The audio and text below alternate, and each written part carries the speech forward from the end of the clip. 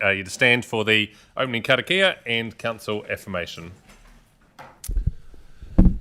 Whakatake te hau ki te uru, whakatake te hau ki te tonga, kia mā kina kina ki uta, kia mā tara tara ki tai, ehi aki ana te atakura, he tio, he huka, he hauhu, ti hei mauri ora. And the affirmation: let us affirm today that we as councillors will work together to serve the citizens of Selwyn District, to always use our gifts of understanding, courage, common sense, wisdom and integrity in all our discussions, dealings and decisions so that we may solve problems effectively. May we always recognise each other's values and opinions, be fair-minded and ready to listen to each other's point of view. In our dealings with each other, let us always be open to the truth of others and ready to seek agreement, slow to take offence and always prepared to forgive. May we always work to enhance the well-being of Selwyn District and its communities. We will. Thank you.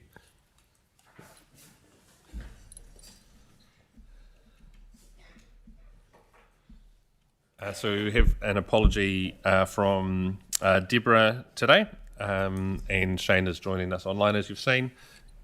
Kind of a mover and seconder for those apologies. Bob, thank you. Thank you, Lydia. All those in favour say aye. Anyone against? Declare it carried. I've had no identification of any extraordinary business for today's meeting and no knowledge of any further conflicts of interest that people would like to raise before we get into the agenda items today. Nope. So we enter public forum, and we've got four presenters today. Mr. Peter Snell first, then Joe Davies is coming to speak to us, then Peter Scott is talking to us, followed by a presentation from Duffield High School. So Peter, I'd ask you to come to the end table there.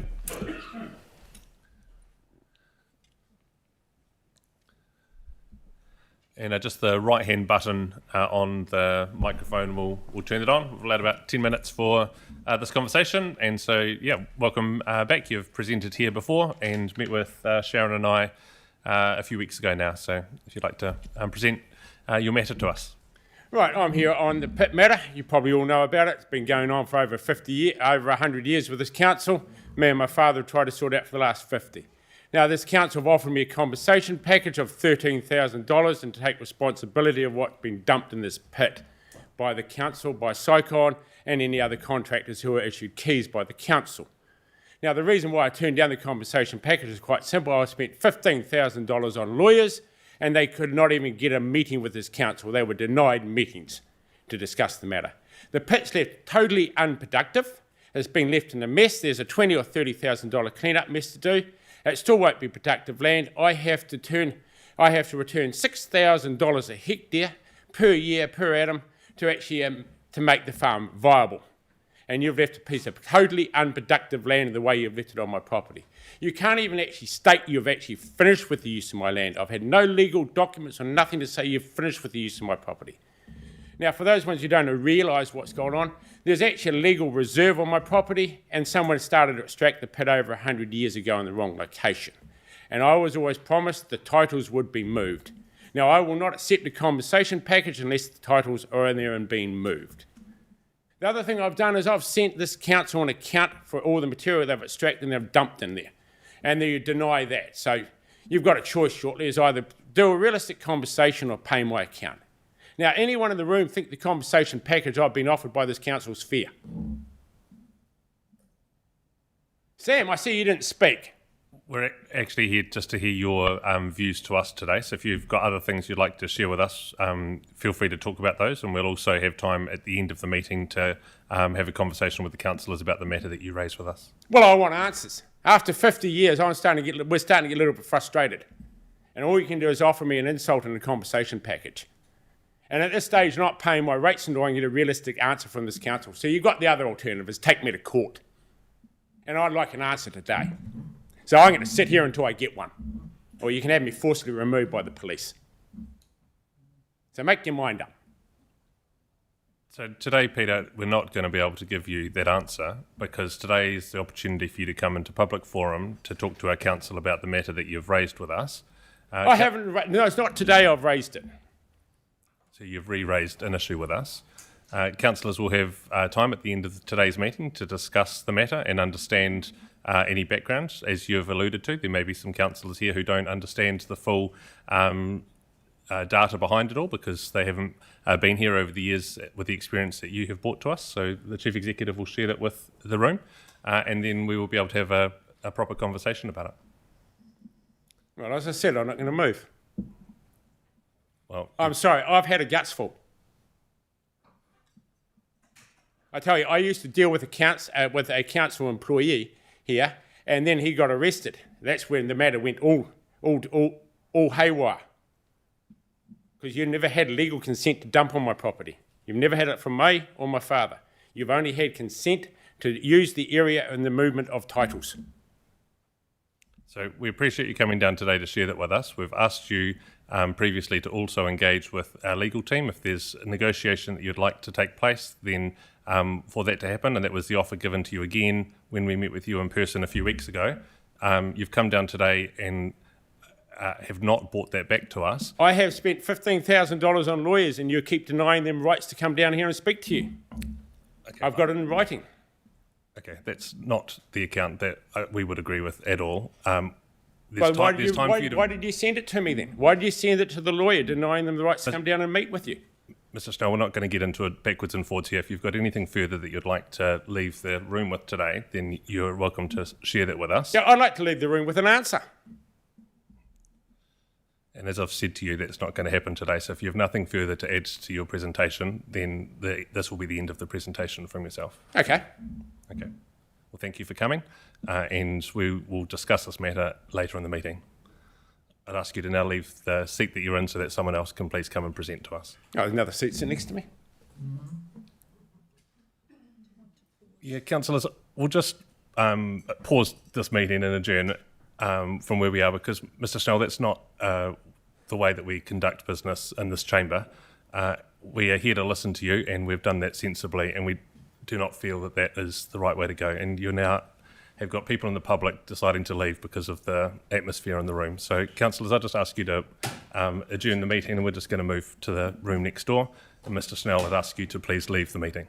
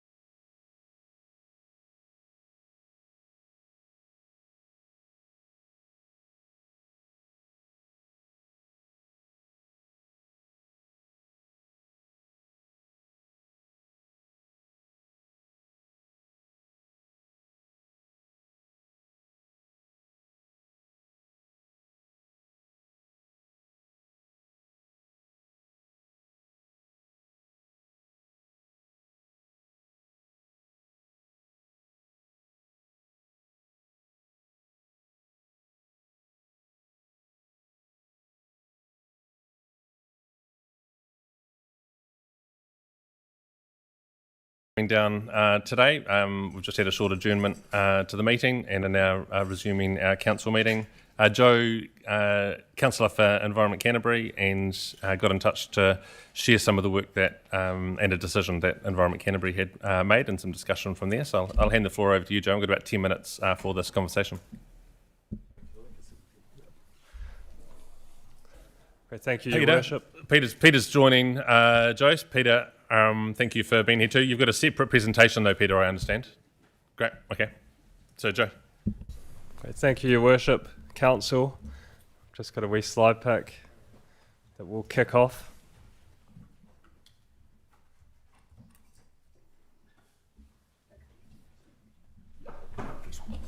Right.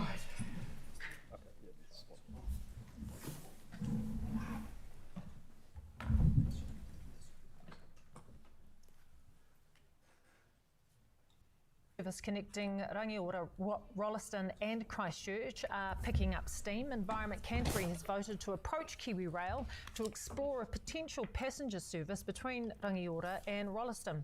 Supporters say existing rail lines make it a cost-effective and quick alternative to mass rapid transit with the potential to expand further south. But critics like National's Matt Ducey says it's unrealistic and ECAN should prioritise lowering rates. Good thing we got rates down to 5.8% increase.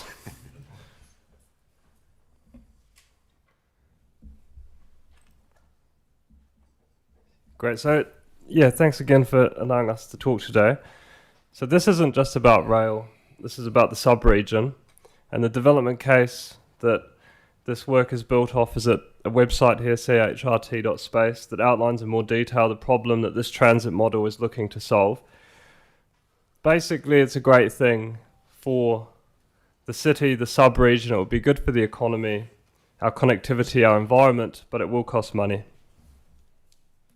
And just to be very transparent here, I'm speaking as an individual, and there are 3 statutory service types of PT. There's integral services, which are core services identified as essential to transport networks. There's exempt services, which are important transport services that operate without subsidies. And then there are excluded services, which are completely excluded from the LTMA, and therefore, in essence, do not have to come via the Regional Council. So today I'm talking about this amendment here, which we carried unanimously at our annual plan deliberations. So what does it say? Approves the Chair, Deputy Chair, and myself meeting with the Kiwi Rail Board to investigate the interest and feasibility of a passenger rail business case from Rangiora to Rolleston. Bit of an update on this. Kiwi Rail have a new board. They're not coming to Christchurch in September anymore.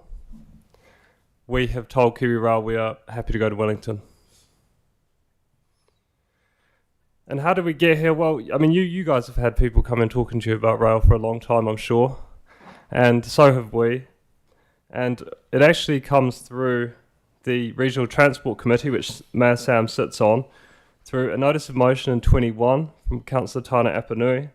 In 2023, the Regional Transport Committee recommended to the Regional Council to fund rail studies in year 1 of our long-term plan. We funded the studies in year 2. This year, our officers recommended to defer the spending to year 4 around this rail investigation fund. And then this amendment here of myself and Scylla Scott beside me, we originally wanted to bring the funding back, but then we kind of found this new approach, which was actually let's have a conversation with Kiwi Rail, who provide domestic services, to see if it's feasible in the first place, because there's no point in spending money on more investigations, more business cases. We've had plenty already. So, but in saying that, this amendment kicked off a huge amount of public interest. We didn't quite expect it to blow up the way it did, but we're running with it now because obviously the mood is out there, the support is out there, the population's growing, and so on and so forth. So when you spend time on the corridor, and I'd recommend all of you to do so, you get this feeling of kind of like a dormant energy. There's huge, vast areas of land, massive assets, Kiwi Rail assets, and it's underutilized, it's underdeveloped, it's in need of desperate investment, but it just feels like such a underutilized space, a dormant energy. And why do developers love rail corridors? Any answers, any guesses? Elizabeth? No, okay. They love corridors because the first section of line opened to what would now be known as Rolleston. Of course, Rolleston didn't exist back then. It opened in 1866. So it's been there since 1866. Christchurch to Rangiora opened 1872. And it was pre the New Zealand government as we know it. It was the Canterbury provincial government era. So these tracks actually precede the New Zealand government. They're provincial relics, which is actually quite interesting if you think about the conversations we're having today. And these corridors will remain regardless of structure of government in the future. So I'm just very briefly today going to outline the critical infrastructure issues and basically the problems that are really in the way, that are standing in the way of this feasibility of a passenger rail line connecting Rolleston, Christchurch, Rangiora. And these have been identified by rail engineers based in Christchurch. So the first problem is around critical infrastructure bottlenecks. There's only one crossing point between Addington and Rangiora. The track warrant control beyond Belfast can't handle close train spacing. So there's going to need to be a significant investment on this section of the line out to Rangiora. You're looking at probably $100 million investment. And just to be clear here, I'm talking about a passenger public transport service. I'm not talking about other types of passenger services that may be less frequent.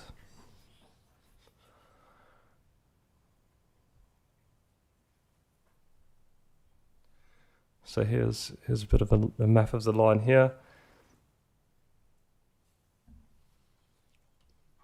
So there's a problem with the city, and we know about this, and the fact that the current line doesn't extend into the central city. This is one of the reasons why GCP and MRT have really looked at the street running corridor, and one of the biggest disadvantages to the heavy rail transit concept. And there's different ways around this. They can be solved through further development, but one immediate solution, the white corridors here, these are our public transport futures frequent bus corridors as they are.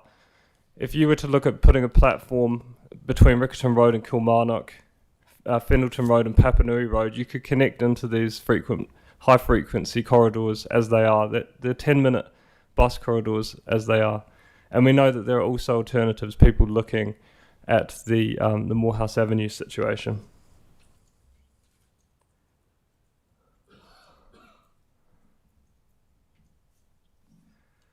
So there's also a problem around the southwest capacity crunch. This is probably the biggest concern for Rolleston and Selwyn. It's around the fact that the corridor between Littleton and Rolleston is the busiest corridor in the South Island, freight corridor. And the single track past Islington was removed through the 1990s privatisation era. Again, the solutions to this are phased infrastructure investment. Rather than trying to do everything at once in a massive multi-billion-dollar project, it's about getting in and getting something up and running and investing over time. And once the system is kind of able to be analysed. And this may we may consider fewer daily runs initially. Like we may not need a service running all day, every day initially. You could have a peak hour service and test the demand. And then finally, of course, trains. This is all being looked at. There's many opportunities out there around second-hand stock, new stock. I know that we had a meeting with the Chinese State Railway Corporation a few months back, was very interested. There's a lot of opportunities there. We may have to think outside of the box. And then around structure and entity, cost estimates. I mean, people are looking at CCOs, looking at different models. I think Peter's going to kind of touch on his work that he's been doing, that he's been putting through the regional council regarding this. But basically, look, we're just talking at the moment, right? Like, we're not at a decision point. You guys are critical. Your district is critical to this. How often are people talking about Selwyn in Canterbury and in New Zealand? Like all the time. Like there's a lot happening down here. People are looking at it, and thanks to your council, and thanks to your officers and the work that you're doing, and And we just have to be proactive. We have to keep conversations going. And I actually think as well, like I've faced a bit of criticism about this challenging the mass rapid transit Belfast-Hornby corridor. But I actually think talking about public transport as a city, a sub-region, it's good for all of the public transport stuff, because we talk about trains, we talk about buses, might encourage people to use buses. This service also may have put a bit of energy into the MRT idea as well. So I think it's a whole ecosystem of public transport. I don't think it operates as an island. So yeah, thank you for the opportunity to speak today. Thanks, Joe. Peter, do you want to carry on and present your piece, or would you rather we ask a couple of questions of Joe and then moved on to your topic? Well, they're interrelated and not Exactly. Sam, so Yeah. I'd prefer if you did the Spanish Inquisition on Joe on rail, because that is an important thing to get the councillors' knowledge while it's fresh in their mind. My thing might take them away from that. Okay, a couple of questions from the room. Elizabeth. Hi, Joe. It's something that I've got quite a few constituents that often have interest and experience in trains, and they often come to me with their ideas. Do you have a forum availability for you to engage with people who have quite extensive experience in the field of rail?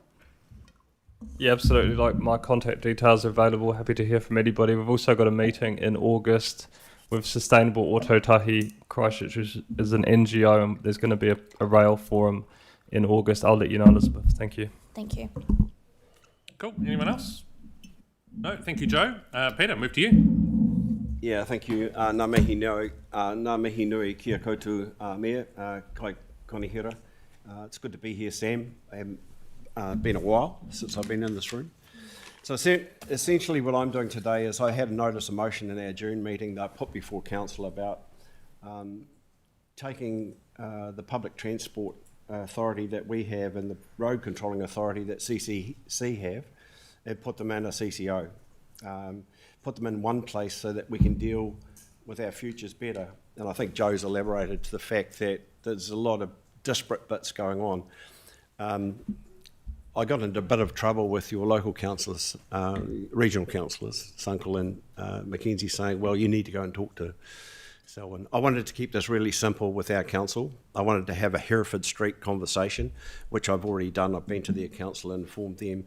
But essentially today is the opportunity for you to make inquiries about that. If you have inquiries about that at all, we've got a view that unless we do something, the annual planning process that we go through, the amount of deputations that we have from Selwyn in terms of public transport, and our inability to actually be able to respond to those is something that's frustrated me for a long, long time.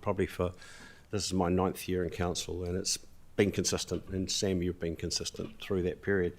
And I think one of the things that we need to do is we need to look at the opportunity to address that. And we have the opportunity to address that because in the last Labor government, they changed the way that the public transport operating model worked, and they put into place a thing called Sustainable Public Transport Futures, which allows us an opportunity to inquire more about the transport system that we're providing. And we haven't got Sustainable Public Transport Futures offers us a hybrid opportunity to look at the way we deliver those things. And I know the frustration that we've got some Darfield people here today, and the frustration that they have, not only getting here but also getting into town, needs to be considered by a wider group. And so my notice of motion looked to put those things in place. We'll get some planning advice and some technical advice about infrastructure from Ajit. I think you're aware of them, Sam, and also probably financial consideration across the two entities, the main two entities. Not saying that Selwyn isn't, I'm not saying that Waimakariri isn't, but essentially a lot of the stuff happens between Hereford Street and Chewham Street. So we're trying to get that sorted out for a start. We've sat and we've mentioned in terms of the Greater Christchurch plan, the spatial plan that put in place, that put MRT in place. There's some things that need to go along in terms of public transport futures, uplift of routes and those sorts of things to try and provide a world-class transport system for Christchurch. My frustration, in Greater Christchurch, my frustration in that is that we just don't seem to be getting anywhere. And I think we deserve a conversation the wider group as to about how we can do that. Now, the financial consideration is one of those things that this notice. Did you get the notice of motion? It's a bit wordy. No. We'll get it sent to you so you can have a look at it. But it's a bit wordy. But essentially, it takes into account all those factors that we want to consider.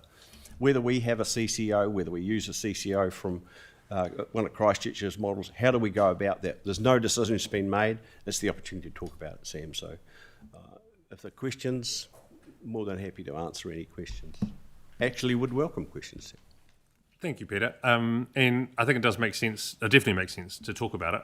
And I guess you do have to start somewhere with a conversation. But I think when public transport, and particularly the bus service that we've got now, encompasses Selwyn and Waimakariri, then it does need to be everyone in and a part of that from the beginning. Otherwise, we get things set up and then we get asked to jump on board later with someone else's model and someone else's funding and someone else's way of doing things. So appreciate you coming here today to raise this with us and for us to consider into the future. And I mean, whether it's a joint CCO or whether we end up council structures actually changing, and who knows what will be required around councils changing themselves as well and coming together on some of the big stuff, I think is an important conversation for us to have. Question though from Elizabeth. Hi, thank you. Can I just want to really ascertain what the deeper rationale around having a CCO versus doing it in houses, because obviously we've all just set up CCOs or not around the country for water, and I don't mean to be rude, but the community looks at you guys have got 2 lanes. One lane is water and the other lane is transport. So if you're giving transport away, then you're only doing water. Is that what you're aiming to get to? No, that's not as concise as I see it, actually. But I think the problem that we have is that there are other opportunities outside of CCO. You're right about that. But I don't think that we've taken those opportunities very strongly in the last time since I've been there. You can have a closer arrangement. But if you look at fundamentally by delivering value for money, value for ratepayers' money, if you like. So what are we delivering to the people of the Greater Christchurch place? There's 2 bits that make that up. One is the service delivery, which we do. We do bus routes and those sorts of things. And as I said, that's really constrained by the public transport operating model, where you have to put a route out for. There's a 9-year process that someone that wants to do public transport for a route, let's say Route 17, it's a 9-year process. So all the bits that go into that, you're committed to that. And we've got routes in Christchurch where, and elsewhere actually, where we're subsidising passenger rates up to $50, $55 a passenger on those routes. But we have to do that for that 9-year period. And there are places where it's going really, really well. We're probably subsidising people by 6%. So that's our side of it. And as I said to you before, when you come to us and say, look, we want you to do that, we have to consider it under that model. And we have to consider it with NZTA as a partner in the process. And because the 51% funding that NZTA provide make those routes affordable and possible. The other side of that is the infrastructure that's required. So a road controlling authority does everything from public parking to bus shelters to the timing of the lights when a bus comes up to it, to bus depots and those sorts of things. And when we look at those things and look at the complexity involved in those things, there's not too many people understand them and what's possible. This gives us an opportunity to actually go and have a look at that and speak to the wider community involving Selwyn and also Waimakariri as to what do we require. Because we know we need a change. We know we need to change it. The mass rapid transport route that Joe alluded to is the pinnacle that we need to aim for. But there are a whole lot of things that need to happen before then. And if we had one entity that could give the impetus to that, I think it would help us a lot. Thanks, Peter. Grant. Hi, Peter. A couple of questions. Would it look something like AT? Is that what you were aiming for? Well, that's the criticism, I guess, Grant, is that Because I suppose when you see what they've achieved now, I mean, it's been difficult. Recently, I was up there, and the integrated rail bus network works pretty well now. It's taken a long time, but Yeah, and I think that's the thing. The thing is that I've spoken to ministers about this, and I'm really sold on the Greater Christchurch Spatial Plan, because the MRT process in that is a very, very solid piece of work that's been done. And in my words, I've said that's a bespoke piece of work for the people of Canterbury, and it's particularly GCP, because a lot of effort went into it, and it's an early look at what's possible. And you don't want to backfill public transport. If you look at the AT model, that's what they might have got to where they are now, but it's been a long journey and a lot of money. well, that's sort of what I wanted to bring up with you. Our biggest criticism really is that we've grown so fast that we are in effect trying to backfill public transport into Selwyn and Ralston. I was lucky enough to attend an infrastructure event recently where Infrastructure New Zealand had gone to Canada and looked at infrastructure development there, and the two biggest takeaways were that in Canada they identify the right outcome and then fund it, where we start the other way and go, what pot of money have we got, what can we do with it, and we end up with suboptimal outcomes, because it seems like to us out in Selwyn, my personal view, maybe it's not the Selwyn view, is that we're getting a shoestring done on a brass farthing exercise, when in fact it needs a comprehensive public transport solution, which will include Joe's rail solution. And I think we'll look back in time and see it's the Dovemeyer Robinson moment where we didn't act and put in the bones of a network which should have been things. So if your proposal helps drive that forward, I'm all for it. I think time's now for that, Grant. I really do. I think that we can all go home tonight and not worry about this, but it's something that we are concerned about, and it's something that we want to try and do something about. The overwhelming suggestion that we get from people at Selwyn, and the overwhelming thing that happens, we're growing really, really fast. You're growing a lot of houses, but the people that come to us for public transport from the wider areas, like I guess to the margins of your area, saying, look, the social services only exist in some other places. They only exist in Christchurch. Now, public transport is there for the transport poor, and so I've got a real sympathy for people that want to try and access those services that are only possible in Christchurch. I mean, you've got a lot of houses, but that other social infrastructure hasn't caught up with that yet, and so there is a real need for us to consider this.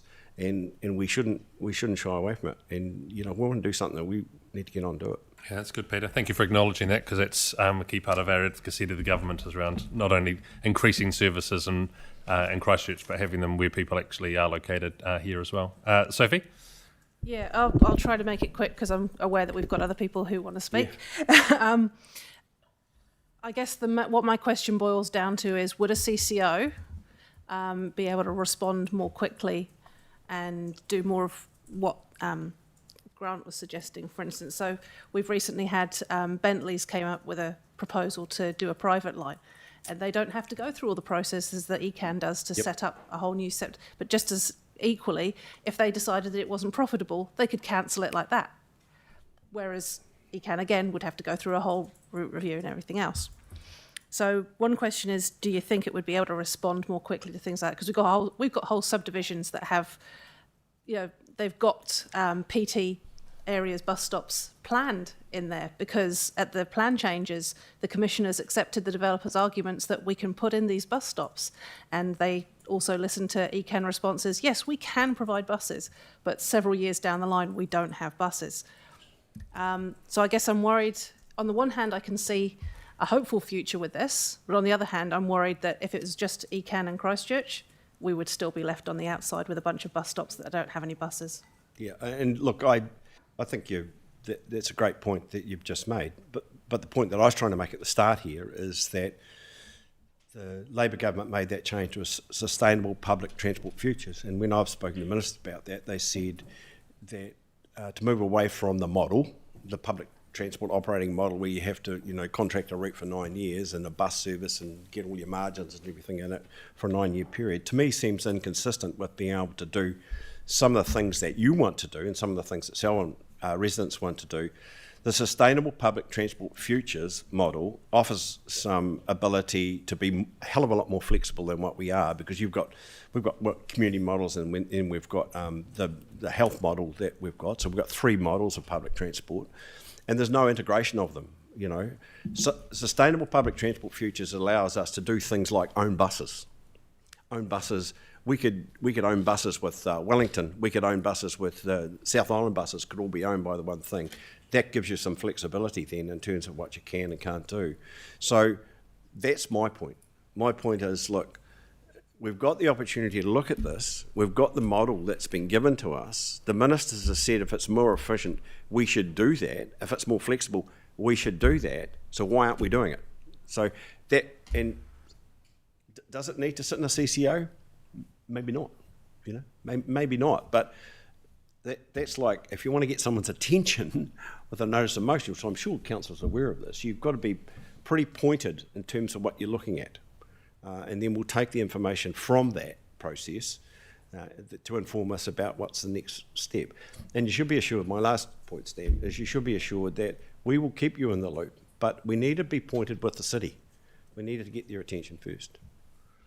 Well, thank you both for coming in. And we know you do more than water and buses. You also do flood controlling, civil defence, biodiversity, consenting and enforcement, regional planning, air quality, and probably a host of other things that I haven't just mentioned. And the then. harbour master. So thank you for the work you do on our regional council. We appreciate Thanks, it. Sammy. Next presentation is from Darfield High School.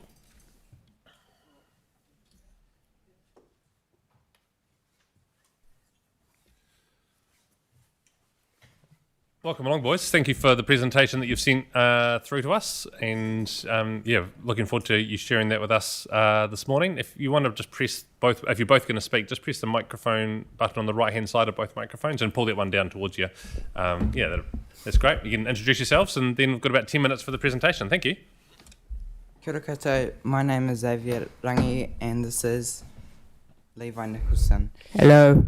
Hi. We are Year 9 students from Darfield High School. In our social studies class, we were tasked to identify an environmental issue facing Darfield and to come up with ideas to fix this. Our group noticed that there is a lack of native birds in Darfield, birds that are commonly found in surrounding areas like Glentunnel or even Christchurch. We don't currently see a lot of native birds in Darfield that we can see in nearby places like Glentunnel and even Christchurch. The reason we are not seeing many native birds in and around Darfield is because there aren't many native plants or enough food for them.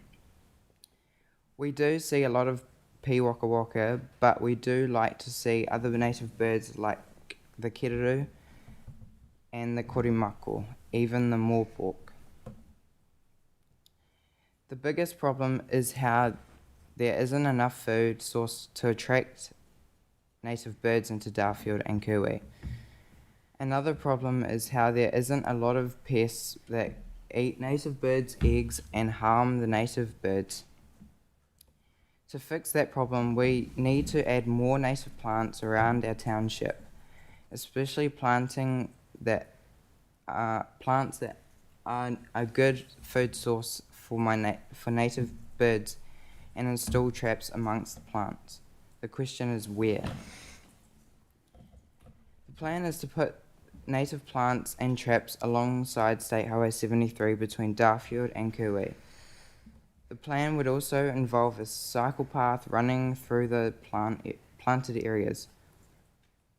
It would start by Bridgestone on Matthias Street and run alongside State Highway 73 on the big patch of grass, and finish by Thirsty Acres on Tramway Road.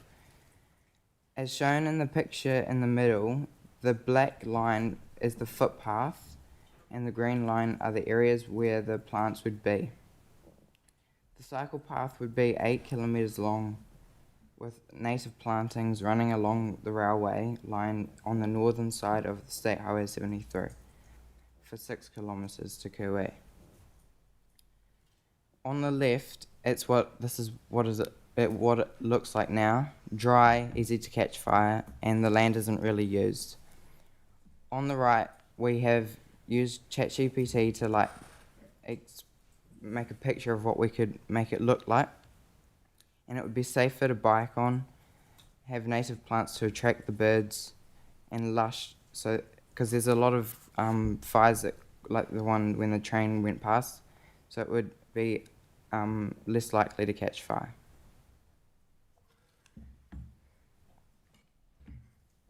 This is a good idea to use traps so that native bird population goes up. It will also take the pest population down, so that will be good for now. These are the best traps on the market right now.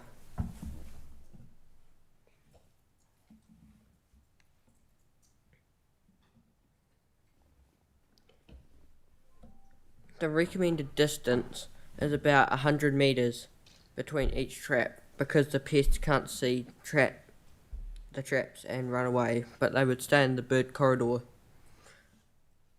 And I will go look for any. This is Cade. Cade's the closest one, but he's away right now. And furthermore, I shall talk about cameras. We can place cameras to watch pests and bird life, to determine what sort of pest it is, whether it's a possum, many stoats, or weasels, as well as more information about the native plant situation and how they're growing in that. Alright, the pros and cons. Pros: more oxygen, less carbon dioxide, attract more native birds, connecting Darfield and Kuwi, and it would look way better.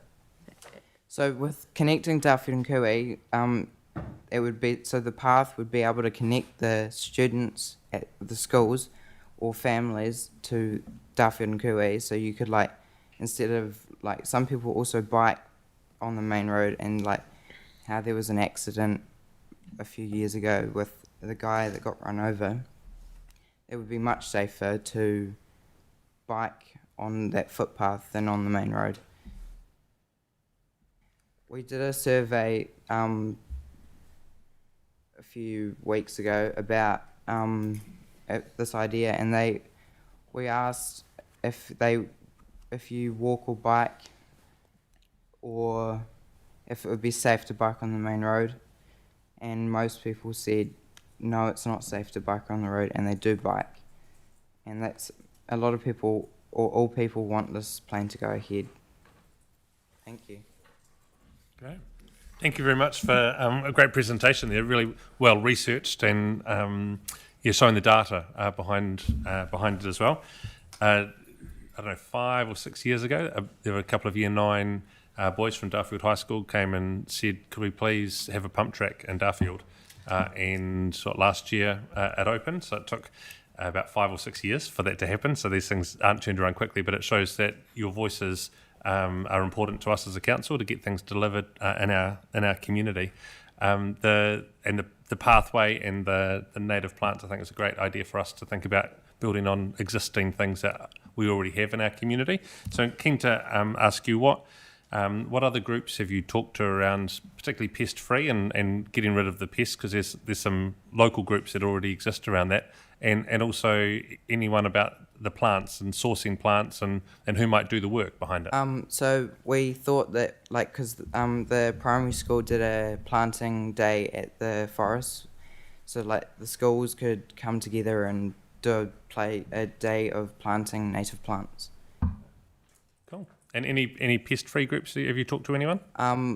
We haven't Trapping really groups? talked to them, but we've like looked at their websites and gone into deep depth with that. Great. Thank you. We've got some other questions and thoughts from Malcolm. Yeah, congratulations, boys. This is really good work you've done with your survey, and I admire your intent to try and establish what we would call a wildlife corridor between Kuwi and Darfield. I would encourage you to make contact with Te Ara Kakariki. They're an organisation that is putting little patches of native bush between the mountains to the sea to achieve just what you're trying to do. They sometimes attract funding, and I can see this as a really worthwhile project, and I know that they are looking for somewhere in the middle of the plains to link up a lot of the plantings that are down this way. The DOC 200s are fantastic. My one at home's got a pretty good hit rate. I would also suggest don't just think of natives. There's a couple of non-native trees that support our bellbirds at the moment. One of them's a gum tree, the Leucodendrus rosea, with a red flower that flowers at this time of year.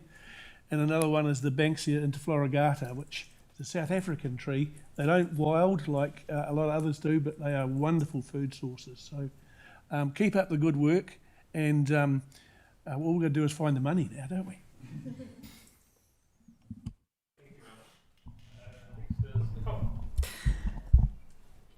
Thanks for that. Malcolm said what I was going to say about Te Ara Kakariki. If you'd talked with them, they've actually got a talk at Te Ara Atia tonight as well, if you guys happen to be around, but you're a little way away. Now, just to clarify, did you say you were year 9s? Yeah. Yes. This is a really good research that you guys have done. I'm just really blown away. So you should be really proud of what you've come up with and the level of detail that you've gone to. So keep up the good work. It's great to see. Thank you. Yeah, I second what Nicole said. You guys have done a fantastic job with your presentation to us as well, on top of the work. The bike path, so up there obviously you just ran it through ChatGPT or something and it came up with sort of a gravel looking track. Both of you ride bikes? Yep. Do you have any, Yep. have you looked at or thought about if you were to find some funding and put a bike track in, what the you would like on the track and what sort of options could be laid down there? And in particular, would it be a sustainable option? It would be just like a gravel path, and sustainable. But it'll be quite fun. Like, be able to see all the trees and that. And see the birds above you. Yeah.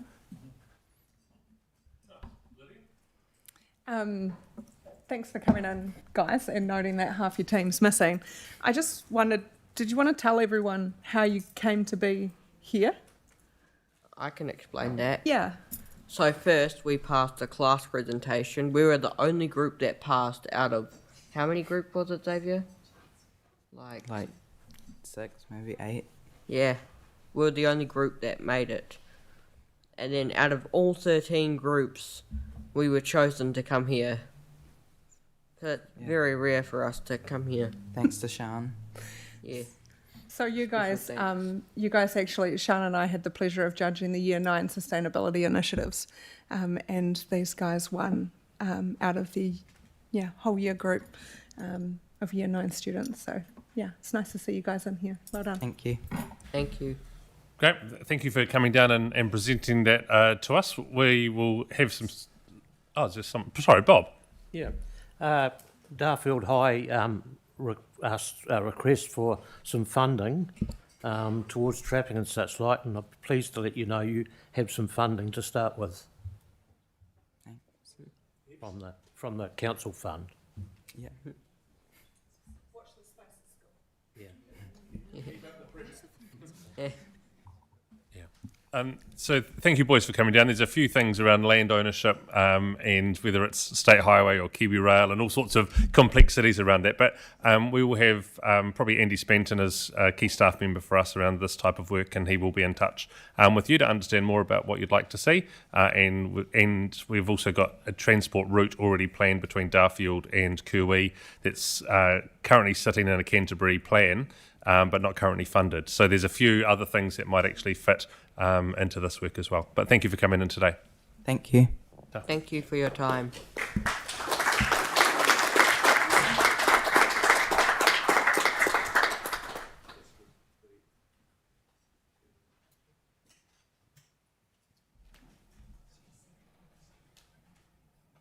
The next item today is minutes from the council meeting on the 18th of June. And minutes from the dangerous and affected and sanitary buildings from the 2 meetings are after that as well. So from the 18th of June meeting, do I have a mover and seconder? Moved Malcolm, seconded Bob. Any discussion on those minutes? Yes, Lydia. It was, when I brought that up last time, it was, so this is about point 1 from the minutes from the previous meeting, so just the notes there. And the word not needs to be removed, so we discussed it last time that I was the mover of that in the meeting. So if we could just remove the word not, that would be a true and accurate record, and that's good. Thank you. We'll look to Therese to do that in the absence of the Mayor, who's just saying goodbye to our public speakers.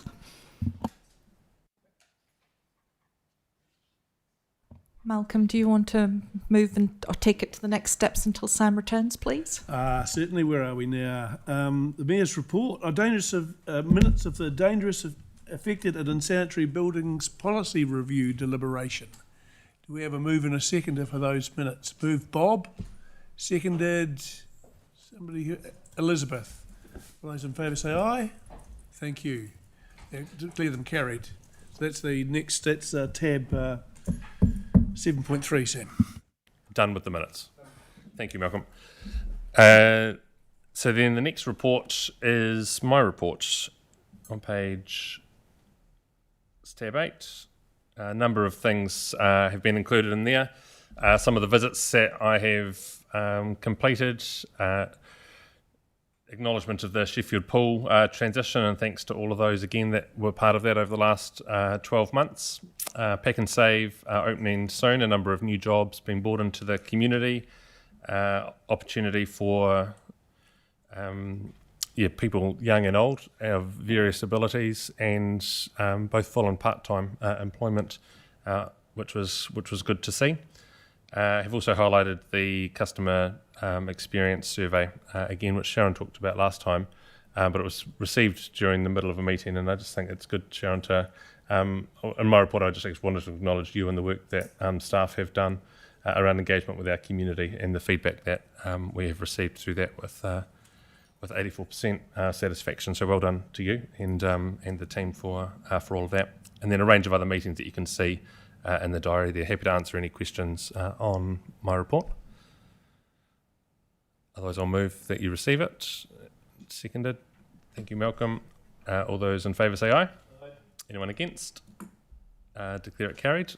And lastly, I'll just note, with all this conversation, and I suppose will be a next month's report, but the local government conference was last week, and a lot of focus on this identification of what core services might be, and there was discussion about what council should and shouldn't spend their money on, as well as just the general political environment that we're in. And I got an email day before yesterday, which I'll include on the next agenda item, which was from Louise Upston asking for councils to please partner with the government on tourism and doubling tourism exports over the next 10 years. And as I received it, I'm like, so what's the government actually trying to ask us to do? Is it narrow down our focus, or is it broaden our focus, or is it the government direction, or is it a particular minister that asks us how to do things? And without that clarity from central government, I think all we've got at the moment is the Local Government Act and the purpose for local government and the way that we need to work. But it's pretty confusing hearing very mixed messages out of government, being asked to help with truancy, being asked to help with tourism, but then please only focus on water and transport and those other services as well. So more on that next month, and thank you to those that engaged in the local government conference last week. I think there's some very interesting speakers, and it was great to have Minister Bishop and Minister Watts come and do a Q&A with the room as well. The next item is Chief Executive's report, and Sharon. It's number 9. Why have I jumped? Oh, verbal updates. It's not highlighted. Sorry. Verbal updates. And we're going to start with the Melbourne Community Board, because, Bruce, you came down here a couple of months ago and you sat through a meeting that was very long and didn't get a chance to share your update with us. So sorry about that from that meeting, but really pleased that you and Sian can be here today. And if you'd like to report back anything from the Melbourne Community Board, there's time for you to do that now.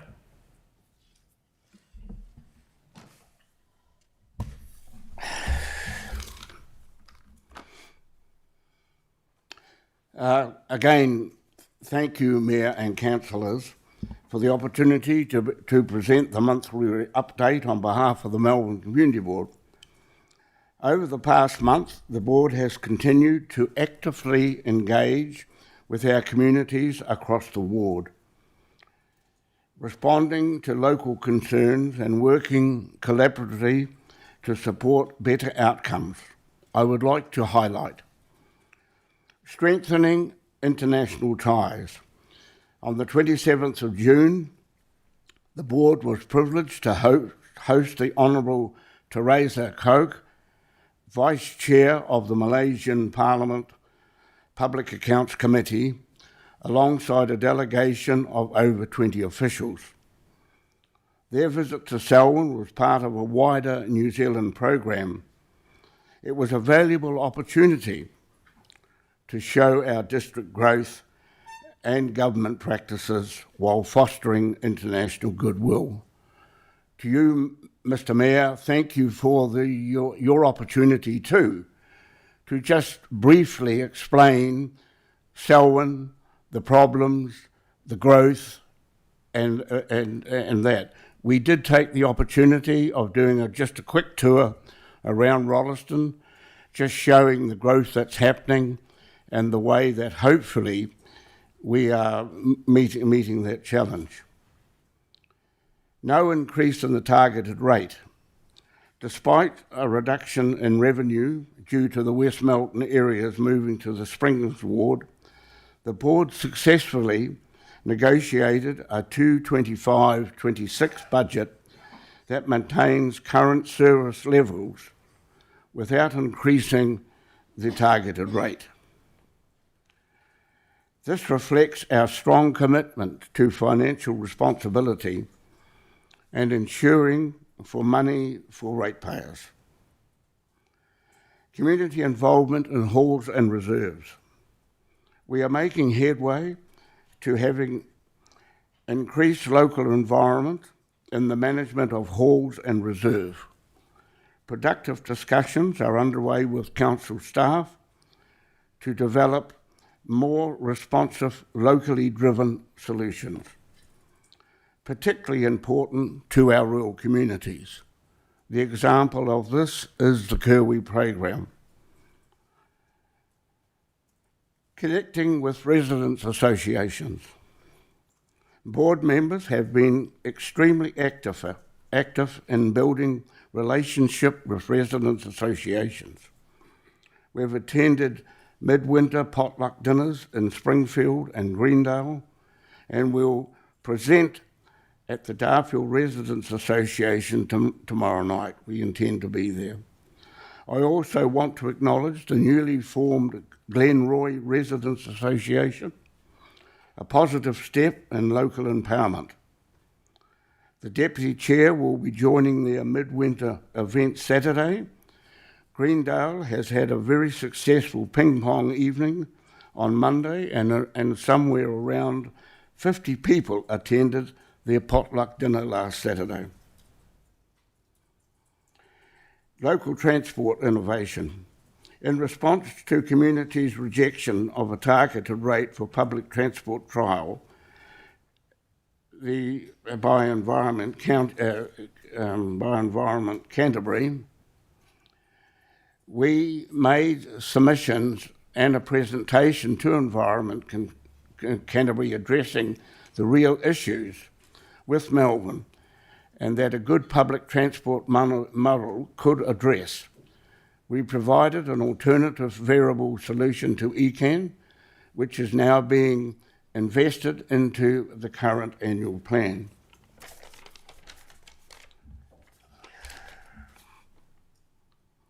Further to that, we have worked with the Melbourne Vehicle Trust to offer a self-funded solution.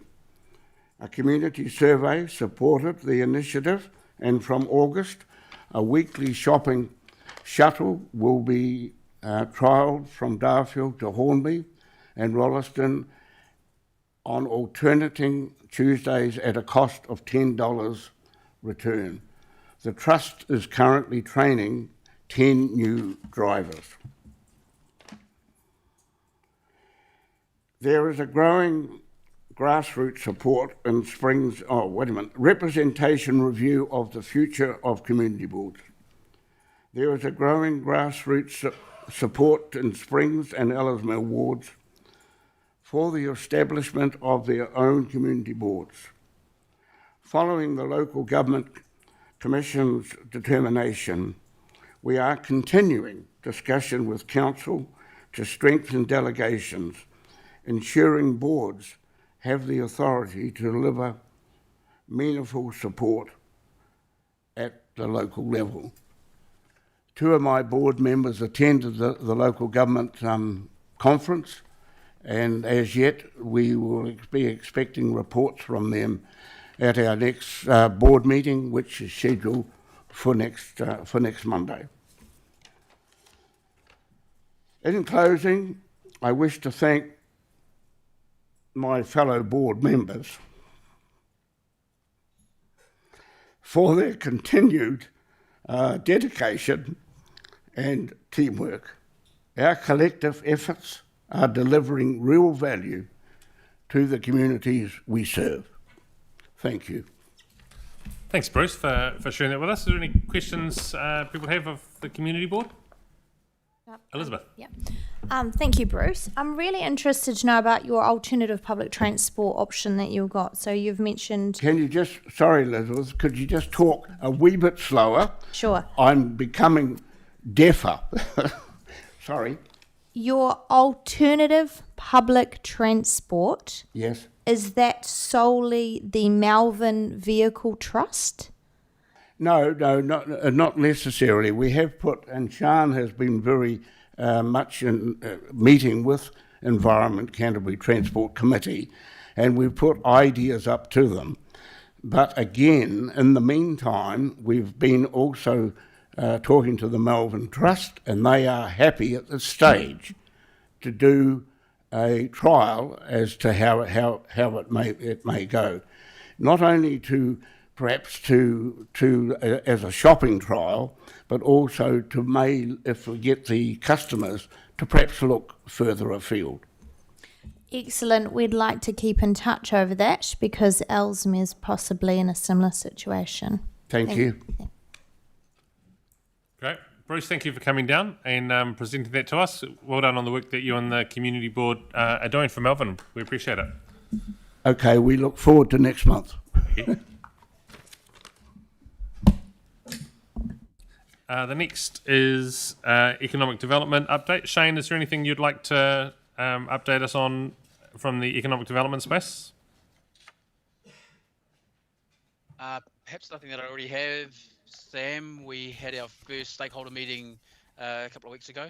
I think I've already updated the team on that. It went really well. Other than that, I just want to thank Shay, the team, and CEO for the collaborative efforts on putting the stakeholder membership together, and it's all working really well. Thank you. Thank you. Has anyone got any questions of Shane and that committee? Sorry, Bruce, yeah? Do you want to leave a copy of your notes with us and we'll make sure they're circulated with the minutes? You can leave us a copy of that, Bruce. Okay, yeah, and we'll circulate it to all councillors. Thank you. I've just been reminded that I did miss some of my notes. Oh, good work, Sean. The next item is the housing and urban development. Any updates, Sophie? Not at this stage. There hasn't been a meeting since the last update to council. We were going to have a meeting in August, but that's shifted. It doesn't really help when there's mixed messages coming from reform agenda and all that sort of thing. So I believe the team are working on a revised timeline. So there'll be an update once that's put together. Great, thank you. Climate change and sustainability, anything to update? We had our last meeting, 9th of July, which will be our last meeting for this triennium. So we talked about with the development of the tree policy, and it's going to come to an upcoming briefing to talk to the rest of the council about that. We have MOU between the council and Manaki Whenua as a research collaboration. So some of the things being looked at is climate change risks and nature-based adaptation options for Selwyn District. We also had an update from Andrew Boyd about the national waste policy changes. So with this new government, there was change around again on that regard. Climate change policy and sustainability policy discussions are the next thing that we had, and going forward with that, and was recommended to go to council that retiring the current climate change policy and supporting developing a combined climate change and sustainability policy.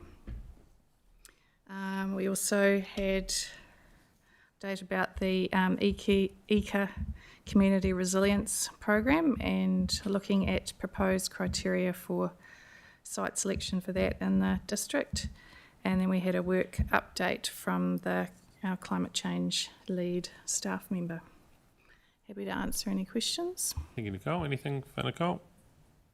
Nope, fine, thank you. The Audit and Risk Subcommittee has met, and you'll see on today's report we've got the health and safety and wellbeing update here on the council agenda, which is an improvement we've been wanting to make. So thank you, Sharon, for bringing that through. And Finance and Performance Committee, any updates, Shane? 2 bites of the cherry there, Sam. Yes. The last finance performance meeting was in April, I believe. Yeah, last one was in April. And in that we discussed the performance of the council.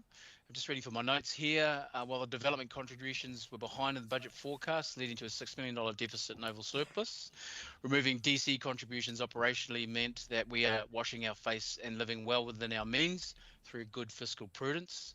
The team is managing the business well and are no longer reliant on DC income to cover operational deficits, something of which we have been concerned about for a long time. So that was brought to that previous meeting, and moving forward, I'm out with knee surgery as of this Friday, and Grant Miller will be chairing the next finance performance, which is next week. Thanks, Shane. And yeah, that meeting was 4th of June was the last one that we had. Sorry. Yep. Yes. Cheers. Any question? Oh, yes, Grant. Question on that one, or comment on that one? It's not a question on that one, but a number of the chairs have mentioned that it is the last meeting of the triennium. I wondered if the minutes could be circulated promptly to the existing councillors before the end of the trienniums for accuracy, because we're not going to be able to approve them if we're not here. Yep. So some methodology for us to at least assess the accuracy would be quite good. Yeah, Yep. that's good. Yep, they'll be signed off by full council before the end of the term. Thank you, Grant. That brings us to the end of those reports. Thank you for the leadership. The chairs have head through each of those meetings and the contribution of all members on our subcommittees. Next up, we have the Chief Executive's report. Sharon. Thanks, Sam. The report this month, so you'll see there's a number of items on there. The Canterbury Museum, thank you to Deputy Mayor Malcolm for being Council's representative there. So I've just outlined the resolutions that came about from the Canterbury Museum and the annual report.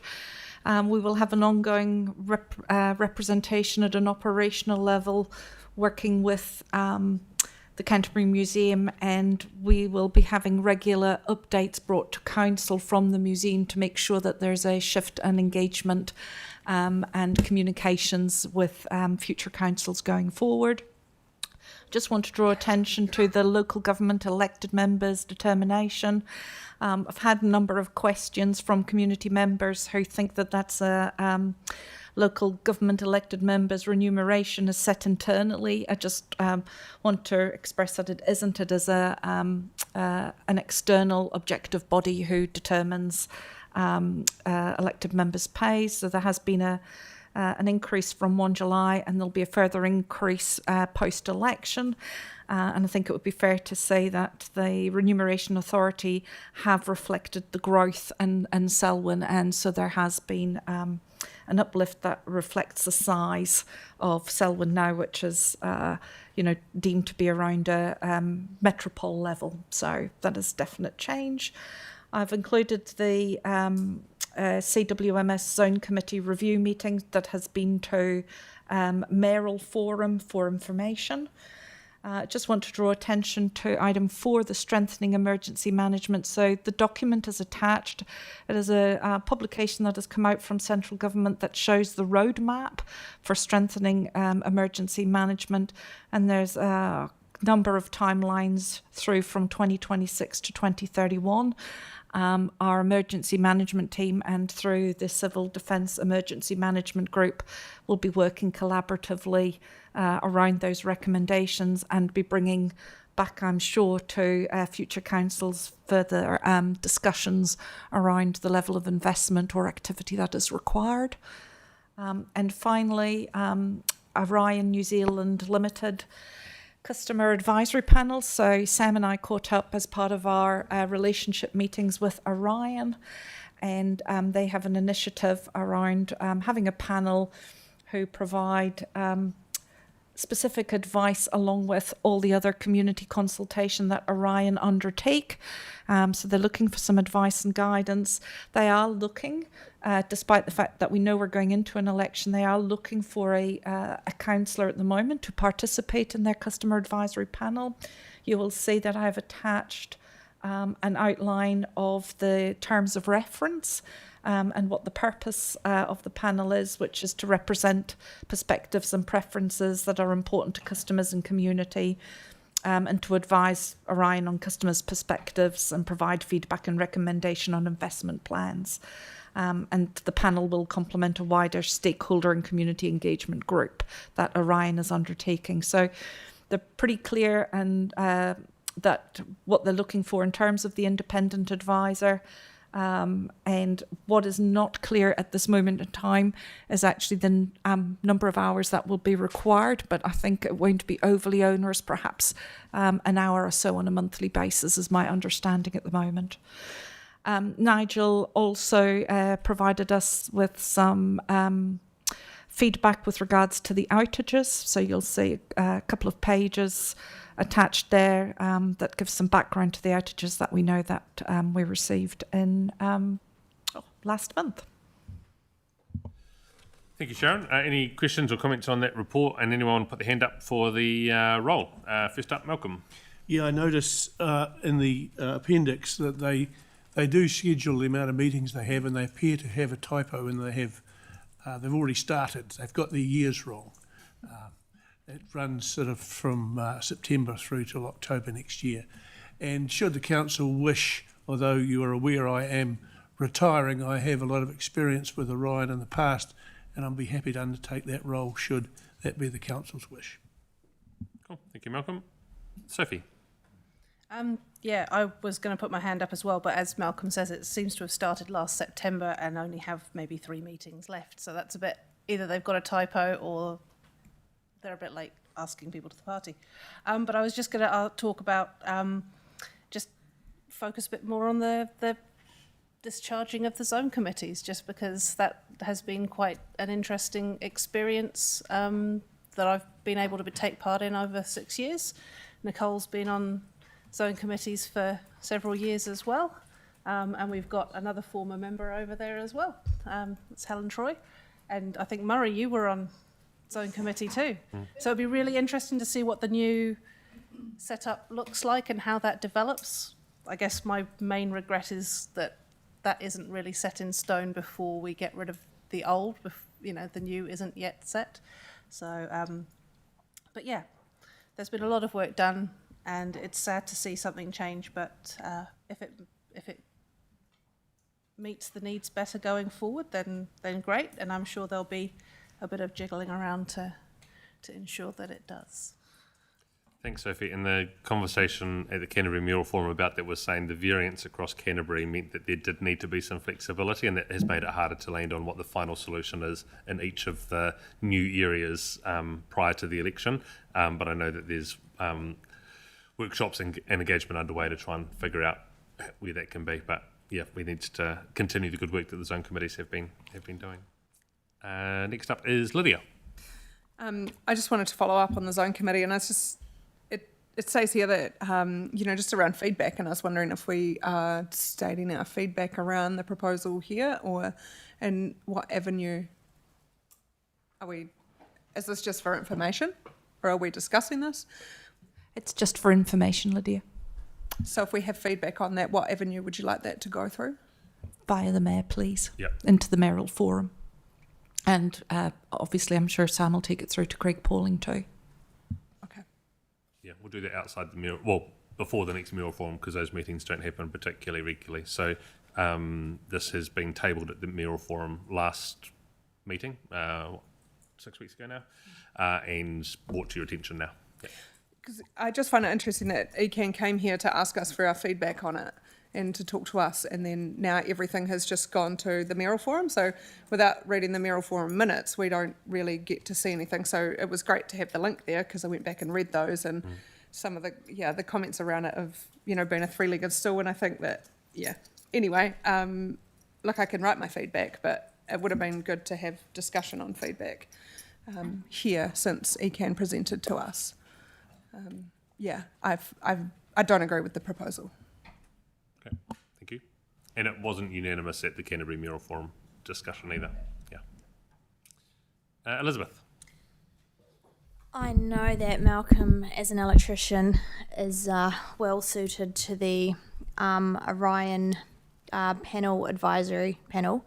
I would like to put my hand up so that Malcolm can have more time to enjoy his retirement sipping whiskey. And I feel that I have something to contribute, and I'm very interested in this sector. Thank you, Elizabeth. We'll come to who that person is later, and maybe others that want to put their hand up as well. But Grant. Just a question on process. Item number 1, the Canterbury Museum, and bullet points 1 and 2. That is resolved by those members that we would accept the museum's annual and draft plan. My understanding is that the full council needs to accept the draft annual plan. It can't be delegated to a member, which gives the impression it's been delegated to Councillor Lyle to accept that on our behalf. So I think that process is wrong, but I'm happy to be corrected. Because the second bullet point, I would like to ask Councillor Lyle that it implies that local government is somehow going to pick up the shortfall by continuing to resolve or continue to find avenues to fund the shortfall. So I just want clarification that we haven't committed ourselves to that funding the shortfall when the museum board itself hasn't really gone too hard on finding alternate funding streams such as admission charging, collection rationalisation. So, and I also would ask that perhaps in PX that Councillor Munt and I went on a site visit that may be of interest to report back in PX. Thank you, Grant. We'll touch on the process piece first, Sharon. Yeah, actually, I'm sure Malcolm, because he was there in person, but Council wrote a letter, I think, clearly objecting, and that has been noted, so there is no commitment has been made, and that's really clear other than what we have already agreed to in the long-term plan, and I think we clearly stated that in the letter, and that's primarily what is reflected. So we did double check that ourselves, because when we saw the wording too, we went back for clarification. Malcolm, being there in person, whether you want to add anything else? It was made loud and clear to the museum board that we weren't happy with $25 million. Was not only made clear by myself, it was also made clear by the Christchurch City Council representative. Just how they were going to fund it is a moot point going forward, and I'd be happy to have a greater conversation in PX. Yep. Thank you, Malcolm. Megan. So I thought the process was covered. So at the beginning, we have not committed anything further than what we've already.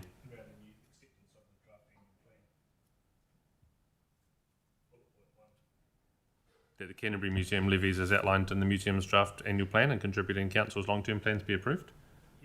Yeah, that was the...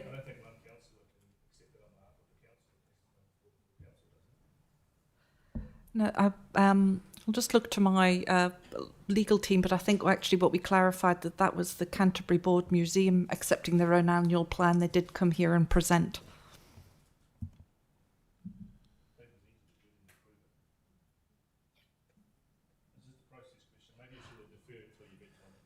I'll provide some feedback and just make sure I've got my correct advice on that. But I think we are okay. But well, we'll certainly circulate that.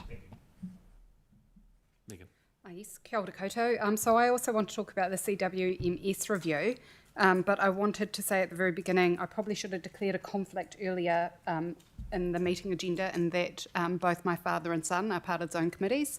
However, my questions will show that I clearly haven't collaborated with them because I don't know the answers. So I just have a couple of questions on looking back and then looking forward. And I just wanted to know, like, who is the decision maker on who establishes the zone committees and who makes them up and who funds them, and who then is the decision maker on who disestablishes them? And so what's the process looking back? And then the next question is, and therefore what's the process looking forward, and what is our involvement in the process and aligning it to our important strategies and functions? So they're joint committees of Environment Canterbury and the TAs where they land currently, and the membership of them includes runanga from within those particular areas. Going forward, the shift is trying to say the location and boundaries need to be adjusted to reflect catchments better, to bring in particularly the Alpine rivers that have been missing really from the work ever since the regional committee was lost, but that I don't know that there's any intention to remove the joint status of them. So it's not ECAN trying to take over the way that they are. There still will be buy-in from us as the councillors to that the final picture. Right, okay, because I know that the Merrill Forum was progressing a review, but ultimately was it ECAN's decision to disestablish them? Like, who decides? Okay, but we haven't decided. No. We have provided feedback over the last, I feel like, 3 years, saying the current shape of our current zone committees doesn't include, isn't fit for purpose for us anymore. It's been good, and we didn't want to say, let's throw it all out, but we wanted some change. And so this has been in response to not only us, but other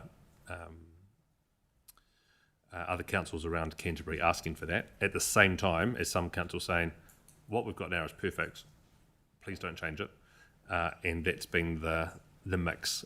Some people want far more catchment groups involvement, and others are quite happy just with exactly what they have now. And one in North Canterbury has already disestablished its group, and they haven't been meeting because it just wasn't meeting their needs. So this review was trying to say we need to be able to respond to that variety.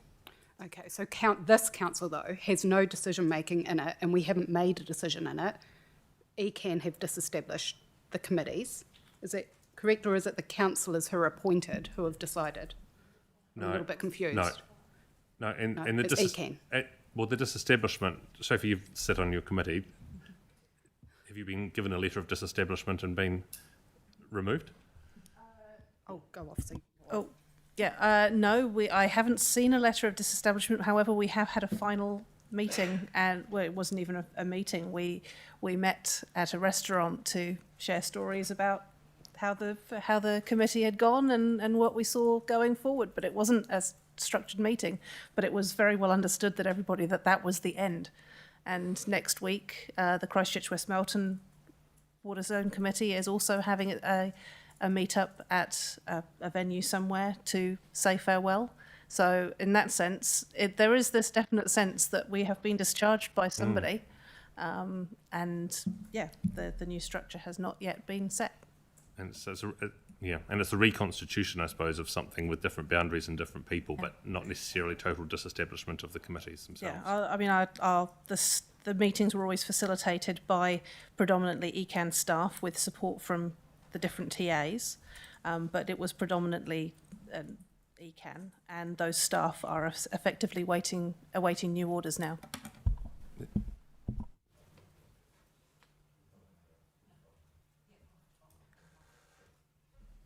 Okay, no, that's helpful if you do follow up, because I was quite confused after they came in and did a presentation, and I raced away to get information from Mana Whenua, and then was like, and where do I put the information? And there's just been a lack of kind of process around that. So, and it feeds into the next thing about setting up, having involvement and input into what's the right structure moving forward, and who gets to decide and how we actually make that decision.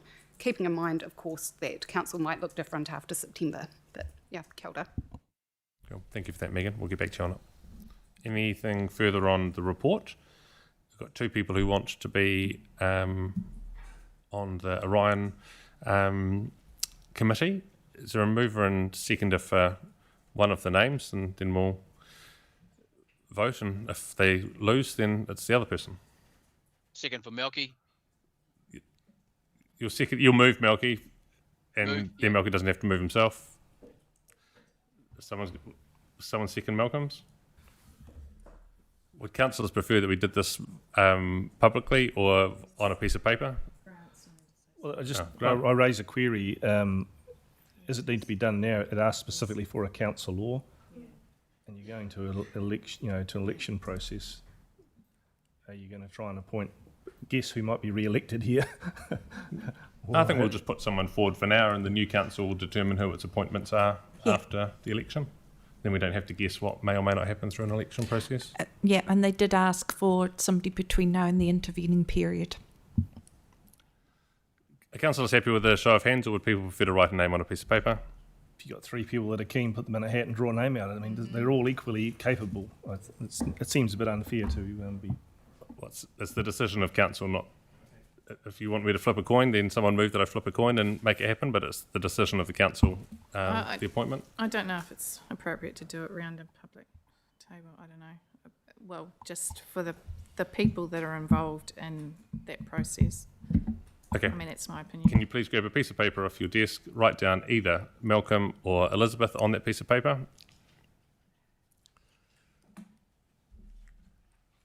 Sorry, were there three candidates? No. You can text me. Shane, you can text me. I'll get a bowl. Either put it in the chat now. Either Malcolm or Elizabeth. It's obvious now, isn't it? Sorry, I'll just go back on mute.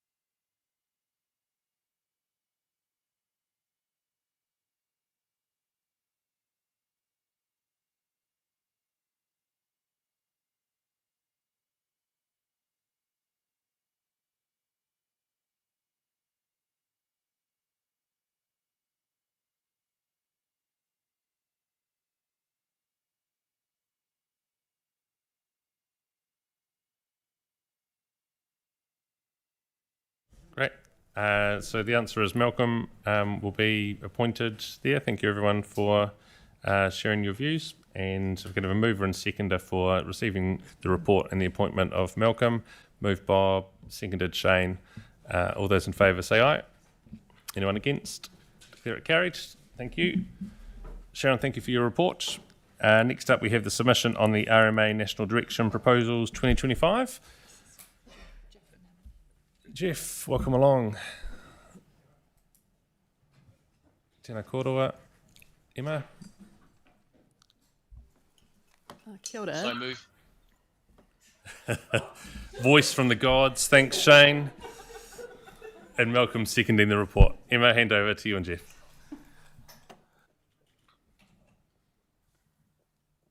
Just before we jump into the submission, Sharon just asked that I provide you with a brief update on the RM reform program post announcements from Minister Bishop at the LGNZ conference last week. So I've got a couple of slides. So I guess the main announcements that were made last week was a directive to councils to stop processing or continuing plan changes with some exceptions, and also an invitation to write to the Minister with suggestions of provisions in our plan that could be changed or removed in order to contribute to economic growth, and with a particular focus on rules that perhaps trigger resource consents that perhaps aren't required or have low value as being an issue considered through a resource consent process. So just by way of a brief recap, this is the first slide is just a representation of the RM reform program. So it's being rolled out in 3 phases. Phase 1 was completed some time ago. That was the repeal of the previous government's legislation. We're now in phase 2, which has included the fast track consenting legislation, which is in place. The First Amendment Act around freshwater, which is in place. The Second Amendment Bill, Consenting and Other System Changes, which is the legislation that these 2 new directives will be incorporated into. So we made a submission on that bill back in February, and we understand that that's to receive royal assent in the 3rd quarter. And then also part of phase 2 is the National Direction Program that we're going to be talking about shortly. And then obviously phase 3, coming towards the end of the year, the introduction of the replacement primary legislation. So just on the announcements, so as I said, the kind of plan stop direction will be included, and the resource management, consenting and other system changes amendment bill due to receive royal assent shortly. So the crux of it is no new plan changes or variations can be notified, and any plan reviews, changes or variations that have not reached the hearing stage yet will also be stopped. There's a few exceptions, things such as private plan change requests and plan changes that relate to natural hazards, and there are other exemptions as well. And councils, if they did have a plan change on the go, they could make a specific request for an exemption to continue with that plan change, but we're not in that position. And then also included in the bill will be the ability for the government to modify or remove provisions in council plans if they negatively impact economic growth, development capacity or employment. And the Minister has requested that councils write to him highlighting district plan provisions that they want removed to facilitate growth. So just in terms of impacts on SDC, our policy team was working on what we were calling Variation 3 to the partially operative district plan. The objective of that plan change was to tidy up some provisions that had not been expressed exactly how we would have wanted in the district plan decisions in order to clarify or so that for easier implementation, to make it easier for our customers and our consents team to get through resource consents and make it clearer for everyone.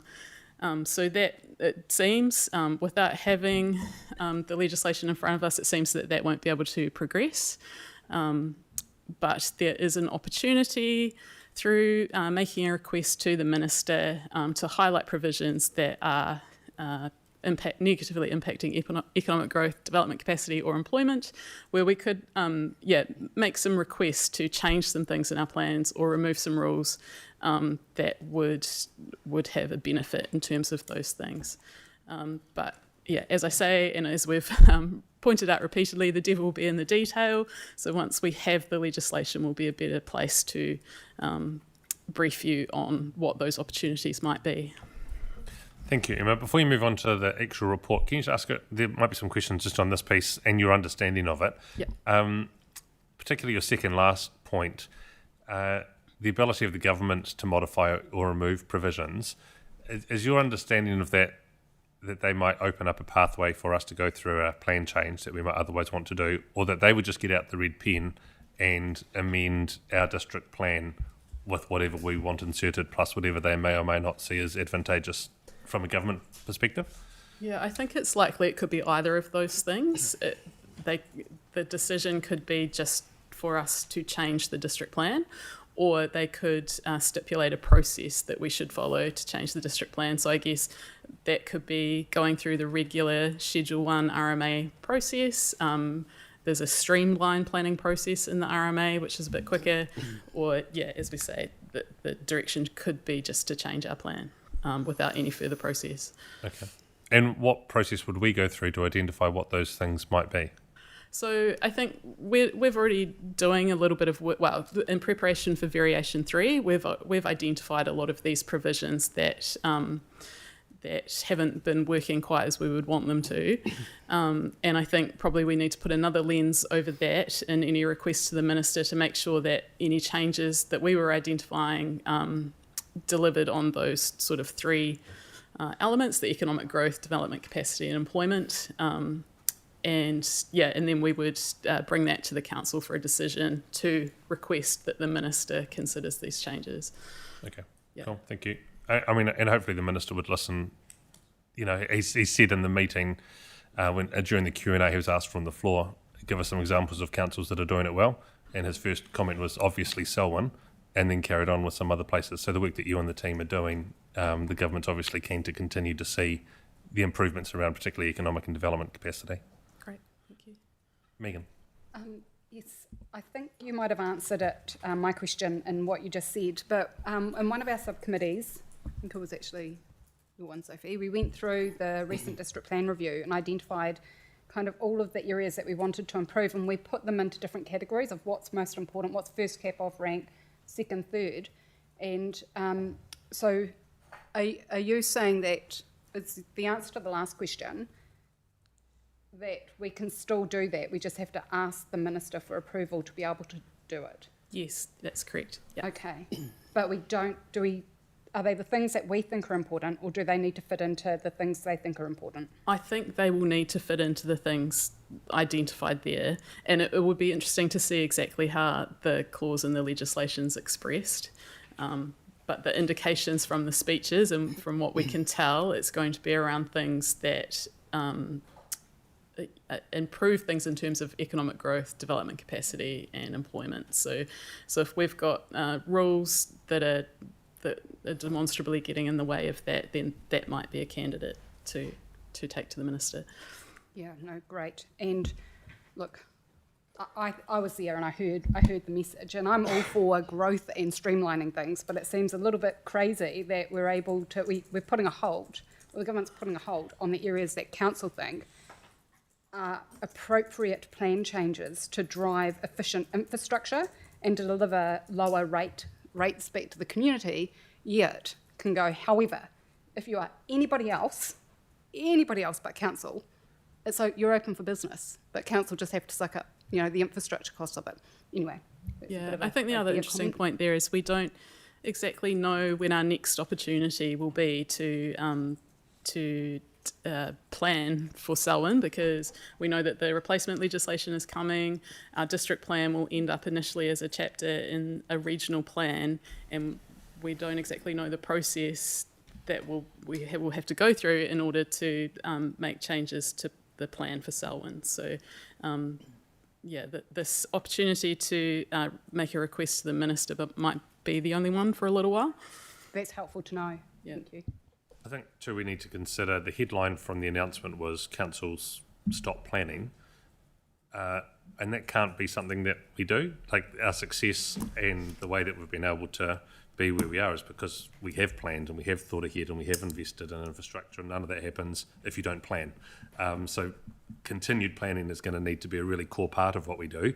It's how we fit within the announcements and legislation once it occurs to ensure that we can continue to plan for our future. Otherwise things will just happen to us, and we know how much more expensive that can be than a planned future.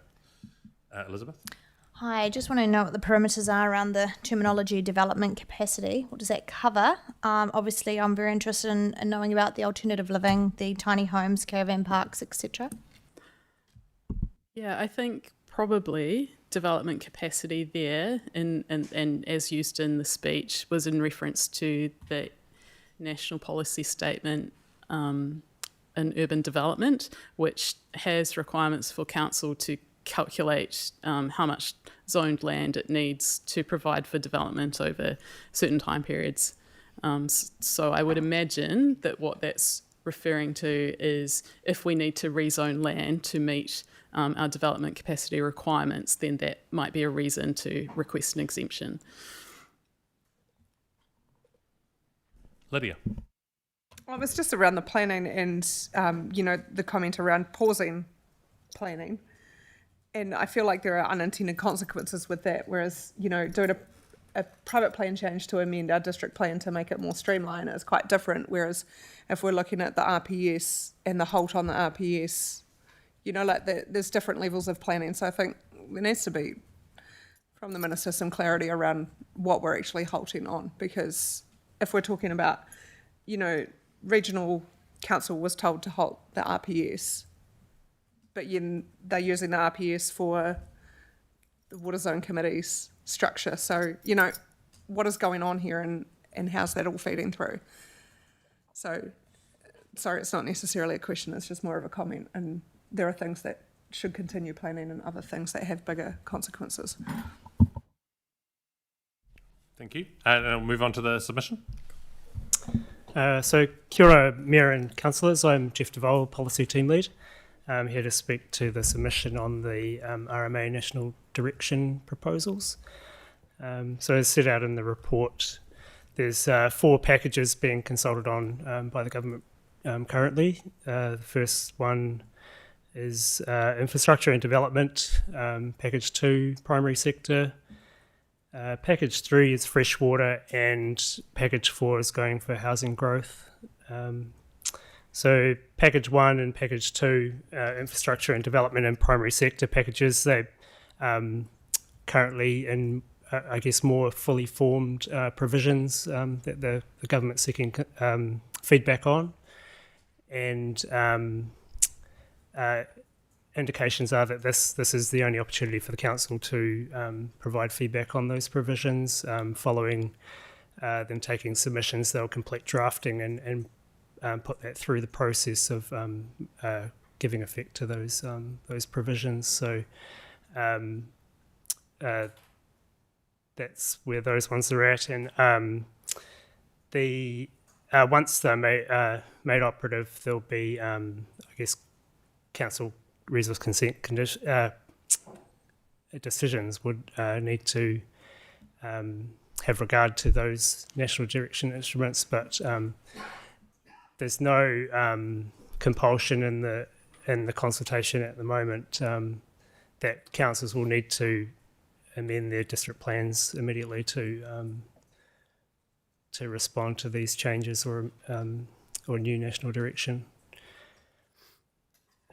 Package 3, freshwater, that's different in that it doesn't have fully formed provisions that they're seeking feedback on at the moment. They've highlighted some areas that in the freshwater national direction that they would want to seek changes to, and indicated that there will be further drafting and consultation on drafts perhaps later this year on that package.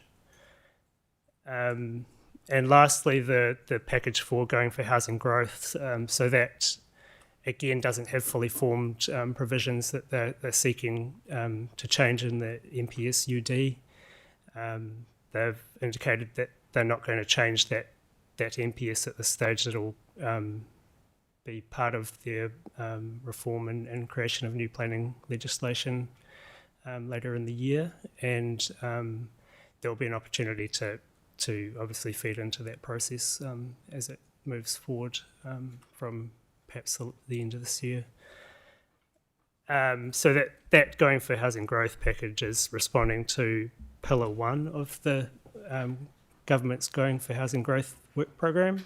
So Pillar 1 is about freeing up land for urban development and removing unnecessary planning barriers. So there's some, I guess, high-level proposals within Package 4 that the government's seeking feedback on, how they can incorporate that into the new planning system as it's developed.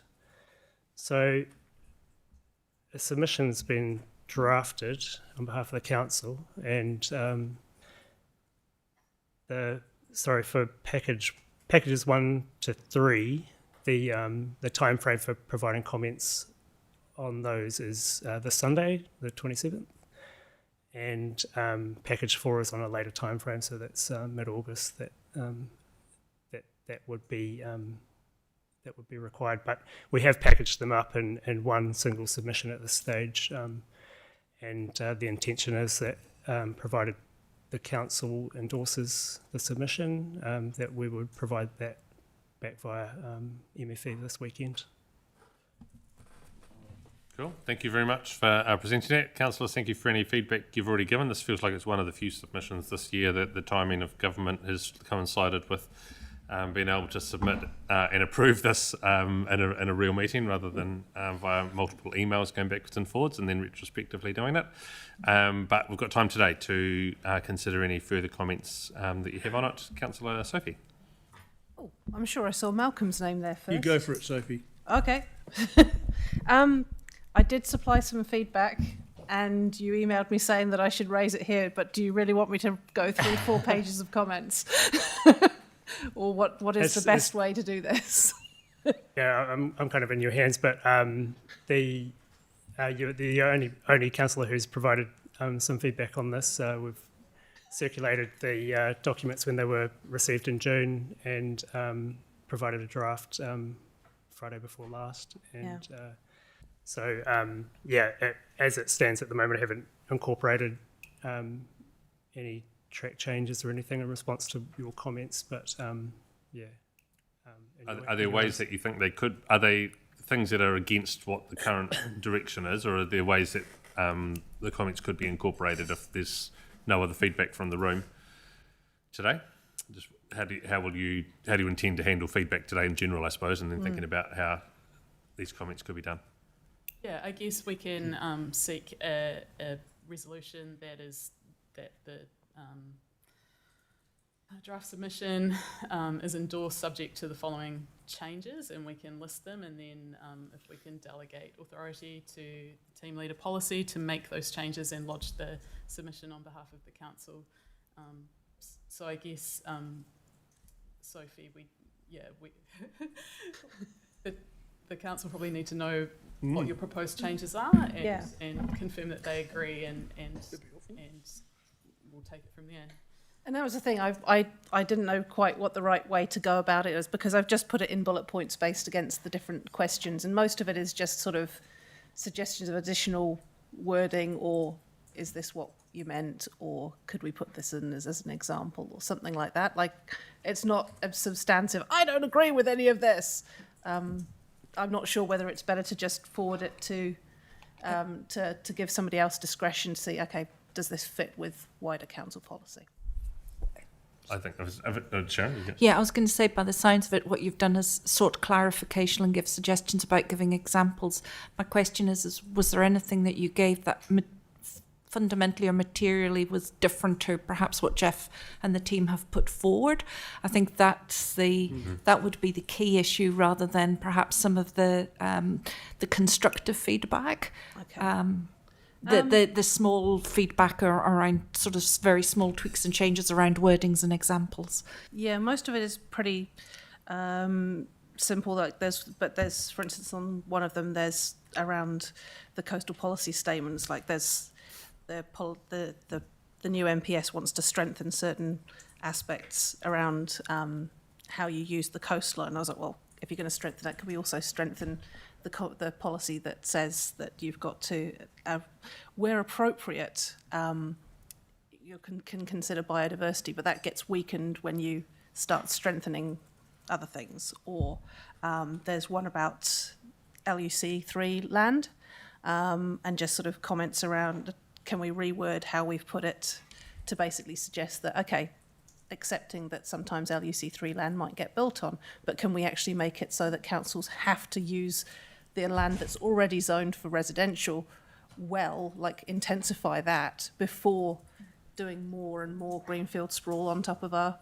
what is still actually quite good land in the most part for agricultural purposes, and just those sorts of things. So I don't know how much detail you want me to go into. They sound to me like they add to what we're writing rather than take anything away or dramatically change the direction. So I'm if there's other people in the room that circulate want to, circulate it. There's others in the room that want to add, also if you want to highlight anything further from that. But if people are generally happy with, we take the approach that if there's something that provides clarity, it's at the discretion of the team leader to be able to add that into the submission as it's before you. And if anyone wants to raise anything that's outside of the general direction, then we'll need to have a further discussion on that today. Okay, I'll forward it round now anyway, in case anyone wants to read. Cool, thank you, Sophie. Malcolm. Yeah, I just was going to congratulate the writer on the submission he's made, and the language used in it. I think it reads well, it's not oppositional, it is suggestive of change, and that's what we need to do. So thank you for the work you've put into it. Thank you. I can't take full credit for it, though. My team did a lot of the grunt work on this, so yeah, well done, team. Thank you. Megan. Well, kia ora. Look, so I went through this with a bit of a fine-tooth comb, since I am an RMA commissioner and that's kind of my day job, and I thought, where are the areas that I can really actually add some value? And I'm pleased to say that actually I found this to be a really clear and balanced submission, and it's really well structured. So I'm happy to endorse it. Not that I have a vote, but encourage you all to endorse it. And I thought I'd just raise three key matters why I think it's pretty good from my perspective. First of all, speaking from mana whenua, you really do, or this council has really put forward to say there needs to be some clear, consistent language in how we actually engage with mana whenua and enable them to have a strong voice on environmental matters in kaitiakitanga. And what you're calling for is a really consistent expectation for genuine partnership. That was my first takeaway. Does this document say that? And it does. The second is, like working in this space, I find it sometimes really challenging to work with all of the volume and the overlap of all of the national policy statement instruments and all of the kind of demand that puts on councils or decision makers to implement often conflicting statements. And you've made it really clear that you want better integration of that and you want it to align with council policies. So well done, tick there. The next part was calling for more proportional risk-based consenting. And so you've pointed out that overly rigid rules do slow down good projects, and that's not the intention of council. And we do want to enable growth, and that includes developments to service the populations who want to live here. So I just wanted to say I thought it was really well written, and like Sophie, I did a bit of a deep dive on it as well, but I'm not able to provide the detailed level of constructive criticism. And I would support primarily a lot of what Sophie would have to say in any event, unless she's fundamentally saying let's go poison everything.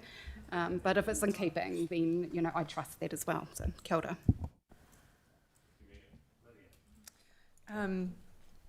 Well, there's a bit of work gone into this, hasn't there? A lot. And yeah, thank you to you and your team for all of this, not just the top submission letter, but actually all of the rest of the work that's gone into it, the pages and pages, because it was a lot of reading, as I found out in the weekend. But I had a couple of things I just wanted some clarification on, and some of that was around including water races in package 1 under infrastructure. So that was just on the question sheet that you've filled out, because I sat on the land drainage and stormwater bylaw, and it was very clear in our bylaw that water races were not included in that infrastructure. So I was just looking for some clarity on that. On the NPS renewable electricity generation, they've written in the 4 well-beings, and I guess this is where the confusion sits, is they're saying that they're going to take the 4 well-beings away from local government, but we're having it written into policy. So how do we balance that? And I can give this to you in writing if it makes it easier for you, rather than here. The granny flats, actually, I feel like I might be coming from a slightly different angle in this, but I thought it would help improve home ownership, and the fact that if you're having aged people moving out of these big houses into MIUs, to age in place, then would that not free up some ownership for other people, for families to move into? I think that there is a good space here to work together on this, and noting that in there you've put the alignment of building and construction bill and the NES need to make sure that they match together as well. So that has been great. But yeah, I just thought that enabling that is good for our district. It allows people to age in place, which is, part of what we want to do. Package 4, I wanted some clarity on, in the package that they've put out to the public, there has the tiered councils. And so it's tier 1, tier 2, tier 3. We're not listed on there. So that, unless we're captured under Christchurch. We are tier 1 linked to Christchurch. Yeah, so whether they need to be clearer on that, because if it's just saying just Christchurch, as reading that, I would say, well, that makes us tier 3, which means that MDRS is optional. But if we're captured under Christchurch, then maybe it needs to say the greater Christchurch area, if we're covered in that. So it's just some clarity for their... That's how it is represented in the current NPS. So it is clear from looking at that document, but not obviously in their consultation document. Yeah, so in their document, it's not as clear. And I noticed that they mentioned development levies in there. So can we give a little poke into that? That we look forward to seeing that information, or something a little bit more, like mentioning it in there, that's great, but I would like to see something better from them. Yeah, so development levies are captured within Pillar 2 of that work program. This consultation is on Pillar 1, separate from that, and we've obviously made some statements there about growth, paying for growth, NPS on natural hazards, it was point 24 in the cover letter, and I just wanted to be clear that in their document, this is for new development. So I think just being clearer that it is for new development, not retrospective or anything through there. Typically it would apply to new development, of course. Yeah. I also have my last one. There's nothing in there about cost for us to implement RMA changes. So again, it's an unfunded mandate from central government that our ratepayers will have to pay for. So I don't know whether you want to add a point in there that it's just another unfunded mandate. That's right. Well, potentially we could, but I guess I set out before that there's nothing at the moment that compels councils to change plans to implement this in the near term. And obviously there's a planning process to be undertaken when the new legislation takes effect, which is obviously the opportune time to implement this sort of direction. So I just found it interesting in their consultation document it says cost to councils to implement change and whatnot, so whether that is something that we need to be firm on. But yeah, other than that, it's really great. Thank you. Cool. Thank you for the report. So I think we do need to have the ability for some change to be put in here. So we have received the report, endorses the attached submission, but delegates final sign-off and minor adjustments to the team leader policy based on today's feedback. And that gives you the flexibility to add in the pieces that Sophie's already sent through, some of the questions that Lydia's raised now, and then send it, and it's done. Thank you. Okay, I'll move that. Is there a seconder? Not including that second piece. Sorry, if the mover and seconder are happy that we include that delegation piece, and we'll stick with Malcolm and Shane. He's just moved off, so I'll put my name beside that then, and then it doesn't need to be. We don't need Shane back in the meeting. Any further discussion on that? All those in favour say aye. Did you have something else to raise? Okay. I actually just wanted to ask, because on, I don't know what page it is, but number 38. So we're talking about variations in the Building Act, standalone dwellings, and the and how with the building and construction small standalone dwellings amendment bill, there's going to be some confusion around that. Something that I'm clearly very proactive about is actually endorsing the opportunity for tiny homes to be have their own regulations so that they're considered separate. And I think that would be something that I'd like reflected in this, if we can at all put that in here. Okay. Thank you. Yeah, what we're pointing out there is that as it stands currently, there's some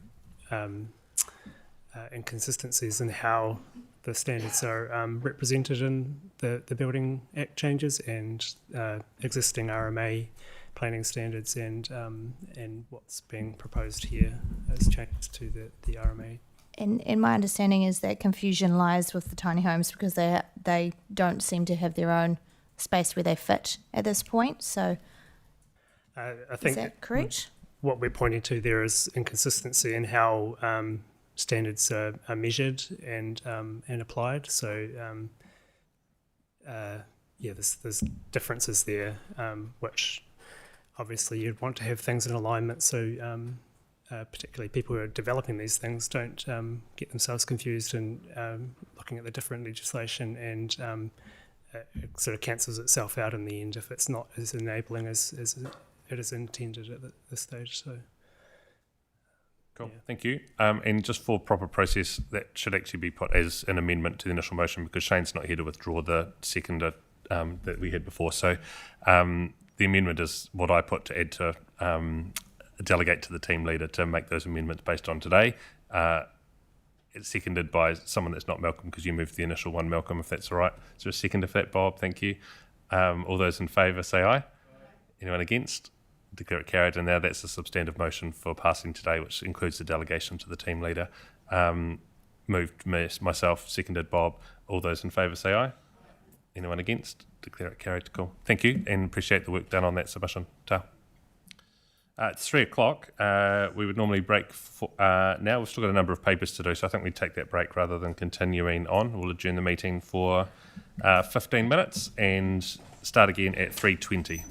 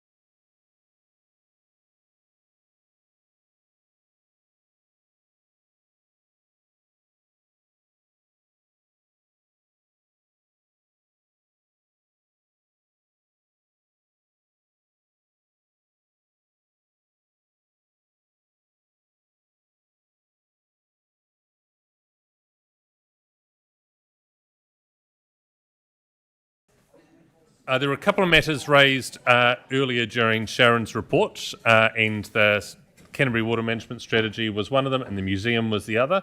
And so there's just a couple of answers that Sharon's got now for the matters that were raised.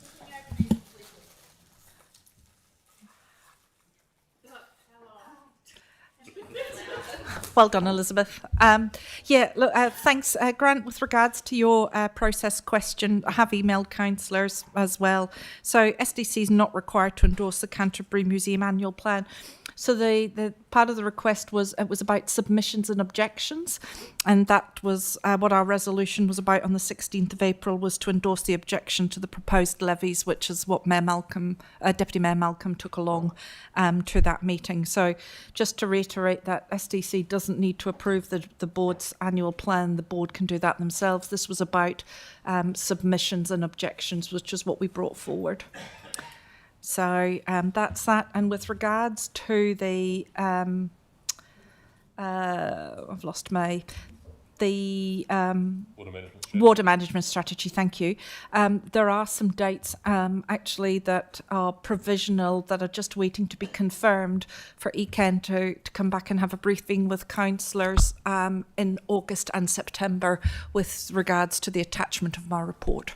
So we've just had that highlighted to me that they are intending to come back for further discussion and feedback from this council to help formulate a final outcome around what the new may look like going forward. Thank you, Grant. Sorry, I'm harping on this, but the fact that we use the data from the annual plans report from the Canterbury Museum Board when we approve it to strike a rate is the rationale why I was asking that question. So we strike a targeted rate, don't we, the Canterbury Museum Board rate from that data. So I thought we would have to approve that as a council for us to strike a rate. Wrong? No, we don't. Thank you for that update, Sharon. We now move on to Gareth Morgan, Indian Transport Agency, Wakatahi State Highway speed limits within Selwyn District. Thank you. Good afternoon, councillors, Mayor. A quick procedural paper, really, before you today. This is to seek general endorsement from councils supporting both staff and elected members at times to be able to speak on behalf of council when we're talking and seeking, particularly around speed reviews on the state highway network, which impacts through our townships throughout the district. Quite often, staff and councillors receive requests from many people within our community asking for speed limits to be reviewed. Our response is often generally, we can't. That's the New Zealand Transport Agency, not council space. So, as I mentioned, the paper just seeks the ability to speak on behalf of council at such times, advocating for solutions. This is not about formal speed processes. Those are subject to separate processes of those times and come back to council, as you know. And just quickly, there's two specific situations really captured by this which aren't currently on the table, but are certainly points where we want to talk to the agency and advocate. And that's post the fatality in Sheffield recently and the speed limit through Sheffield. And we have a long-running discussion with the agency about the installation of public toilets, which they support in Kirwee, which we can't install because the speed limit is too quick through Kirwee. Any questions? Thanks, Gareth. I wonder whether this should be an A and a B here. So A is what's there, but B is that we write to Wakatahi on the matters held within the paper. So there's some endorsement from today's meeting to actively do something with that. Councillor Glidden has already put forward some work around how that could look. There's another matter that and Shane has raised around Dunsandel.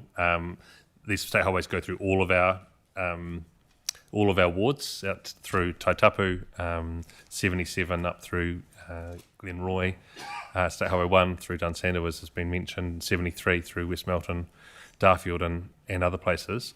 So this is kind of trying to gather together lots of different pieces where we've had some conversations and actually try and not only just wait for Waka Kotahi NZTA to do some work, but for us to proactively push for that to happen here, and their leadership wants to hear that from us as well. That because we raise it in meetings, but they actually want some continued push to see it happen. There's one matter that's not in here, and that is pedestrian activated lights for crossing state highways, and that has been something that I know has been raised in Darfield, and Dunsandel has also talked about that as well as a safe way to be able to get across the state highways where the lights would be green until a pedestrian actually needs to cross and then be able to get there. And I'd like to see that included in any letter that we send. Happy for any conversation on this, but if someone is happy to be A, that's there, and then a B, rights to Waka Kotahi on the matters held within this paper. Is there a seconder for that? Yep, Lydia, thank you. Lydia. Cool, so I'm happy with moving that, seconding that, what you've put up there, Sam, but this had come off the back of some work that I was mandated by my community to undertake, and that is to NZTA and to write to them. So I've circulated the draft letter that I'd written to all councillors for feedback, and some of that was to include State Highway 1, but I feel like potentially that might be up to you or to council to do, to incorporate that in, whereas this letter that I had drafted is really mandated from my community in Melbourne. And it does include to install a pedestrian crossing in Darfield, and it also includes safety infrastructure on State Highway 77 and Leeches Road, where there's also been deaths occurred recently. I 2 years ago had been in conversation with NZTA, and they told me that they would be pretty close to looking at this review, and then the change in central government, their priorities changed to work with implementing the changes in the GPS. So I wrote to them after the death at Sheffield, and they told me in July they might be able to consider looking at this. So hence why the letter has come to us, and I just wanted to seek whether there would be an endorsement from Selwyn District Council in that letter, and whether everyone around the table would agree with me putting that in. But yeah, really it is just a formality so that I can have this conversation with the NZTA and mention Selwyn District Council. Yeah,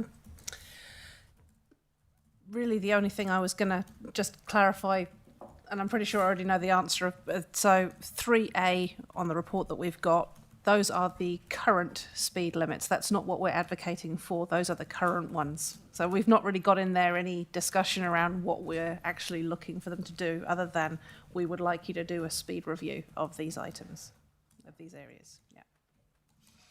Yeah. And I guess with regard to Lydia's draft letter, I did reply back to that just because I get that it was specifically around Malvern, but there are lots of other locations that could do with a speed review as well. And I guess I was a bit, I can understand where you're coming from with your community, but at the same time, if we're advocating as a district, then I feel like it has to be a district-wide letter, because otherwise it looks like we're just looking at a particular area where there's these other places as well that could also do. But 80% of them probably are in Malvern. It's just that they're not. It's not the whole lot, and just trying to figure out how do we add the rest in, if we're giving support as a whole council. Just one question. What I've seen is quite a number of, I guess I'll call it frustrated, but potentially could be seen as rude driving, where when we do have slower areas, drivers are overtaking and quite ruthless driving, which it feels as though it's a little more dangerous. If we do impose a lower speed limits, is there any way that we can try and prevent overtaking with yellow lines or anything to prevent those kind of accidents occurring instead? Those are really questions for the agency, Councillor.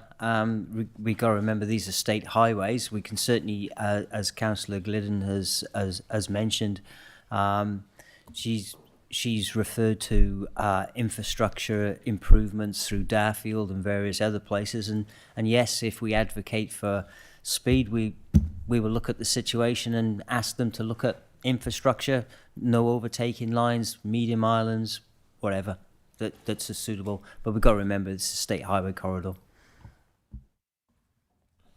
So my understanding from today was that if this passes, then we would use your letter, Lydia, as a basis for work and add in the other things that have been raised here as a council.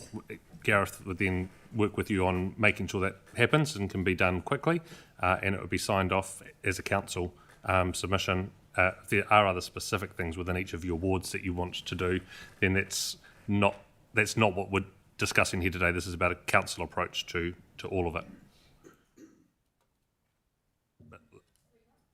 Is that, have I got that right, Gareth?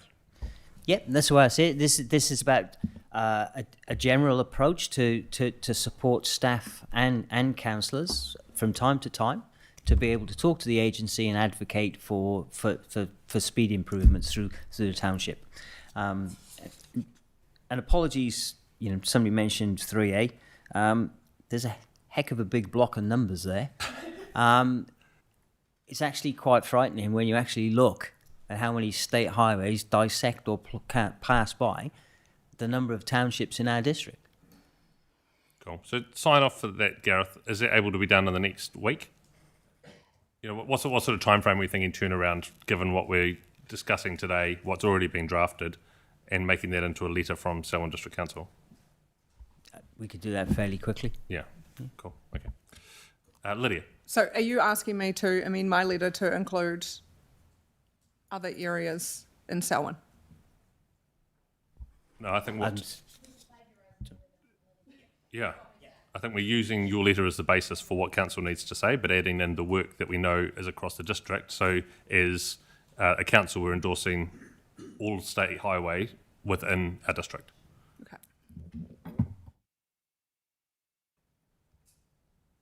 Okay. Is there any further discussion on it? All those in favour say aye. Anyone against? Declare it carried. Cool. Thank you. Thank you. Thanks, Gareth. Thanks, Lydia, for the work on pushing that. Dangerous, affected and insanitary buildings policy. Welcome, Vanessa. Kia ora. And just note, Elizabeth and Bob, thank you for the work that you've done on this as well, bringing it forward, working through the papers and having it as a recommendation for us. Vanessa, I'll hand to you. Thanks, Sam.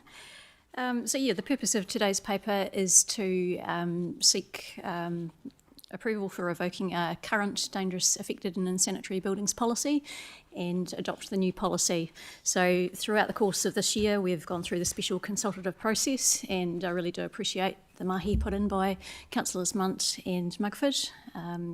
We turned around the hearings and deliberations in a really short time frame. And while we only had a small number of submissions, personally I was really pleased with the quality of those submissions, and that's led to really good improvements into that policy. So you'll see in the track changed version the amount of changes we made. So I think it's brought some really good outcomes to ensure that we have a multi-agency approach when we're dealing with these situations, and it's included some additional information from Heritage New Zealand as well, along with some other protections. So the policy itself was widely supported, but the public really wanted to see some protections in there to make sure that it wasn't used maliciously or vexatiously in the future. So happy to take any questions anyone might have. We have a mover and seconder for this report. Moved Malcolm, seconded Elizabeth. Thank you. Any discussion or questions? All those in favour say aye. Aye. Anyone against? Declare it carried. Thank you, Vanessa. We now have our health and safety and wellbeing update. Steve. And John. Kia ora. Kōrua.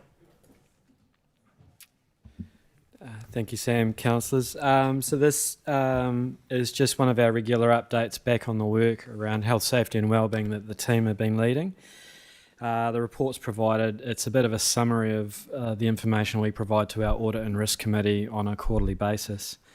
There are three key sections of the report. The first one I'll touch on just around the review of our health, safety and wellbeing functions, and you'll recall that HSC Global report that we did last year and brought back to Council and to the Audit and Risk Committee. We're making good progress on that, and there are a couple of things I'll touch on around that. But just to note, as part of the November's Audit and Risk Committee, we will be presenting a bit of an external review back to the committee on how well we're progressing on those recommendations. So there's a bit of an external audit of our progress, and any further areas of improvement will be brought to that committee. I want to thank all the councillors and senior staff who have been involved in the officer walkarounds. This is part of us showing health, safety and wellbeing leadership in our community and in our facilities with our staff. It's part of us also providing evidence as officers under the Health and Safety at Work Act around how we're assessing work as done, not as imagined. And so thank you for the councillors who have been part of that process. The notes that are put into Vault produce observations that then go to the lead management team of those areas, and those actions are then picked up and followed through. And so we've got a bit of a summary in this report. The last element of the report just gives you a bit of an overview of the number of incidents, near misses and events that we've recorded in our system. About just over a third of those relate to some of our critical risks, and we've just given you a little bit of a high-level summary of that. As you know, we've got 6 critical risks. The teams working on that are digging into the detail of what are the reasons that create that risk in the first place, and then what are the controls that are being put in place to mitigate the impacts and the consequences of those risks, and or to try and minimise them from occurring in the first place. So we're making relatively good progress across them all. You know, this is in the context of a relatively high workload at the moment across a number of areas. And the teams where the progress is being made is now verifying a number of those controls are actually in place and are actually working to minimise that risk. But John and I are happy to take any questions. Thank you.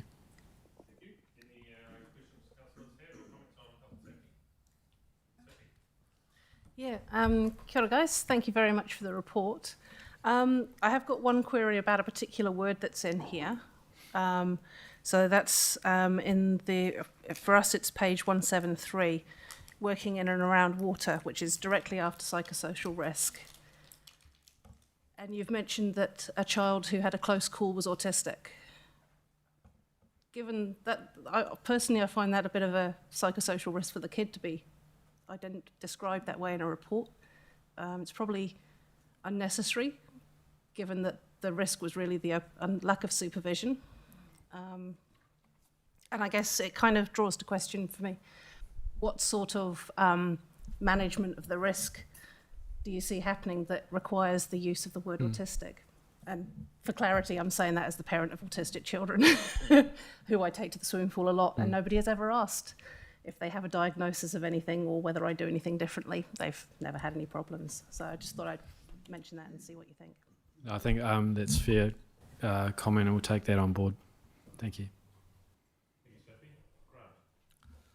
I wonder if you could provide some clarity for me. I guess I'm looking at the critical risk events on page 171.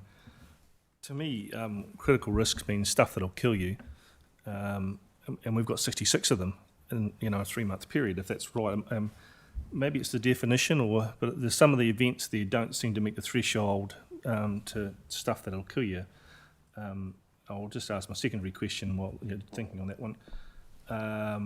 Again, working in and around water on page 173, 3 staff illness events. Is that related to being in and around water, or is that just them being off work sick? I'm just trying to understand why that would be in there. If it's around their contact with water, I'd like to understand that more, probably as a risk, but if it's just perhaps you could explain that. I might let John touch on the details of that. If I can try and attempt your first question, Councillor Miller. I guess what we've identified in the critical risks are these are the things that can create serious harm. And it doesn't necessarily lead to physical injury. I think you'll note that we've got psychosocial harm and their well-being harm.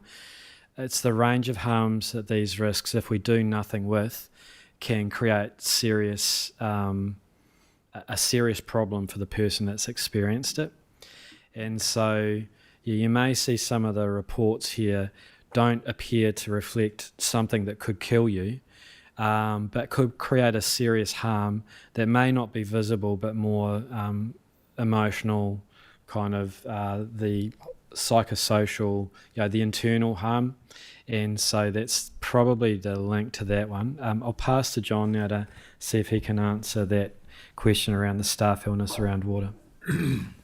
Thanks, Steve.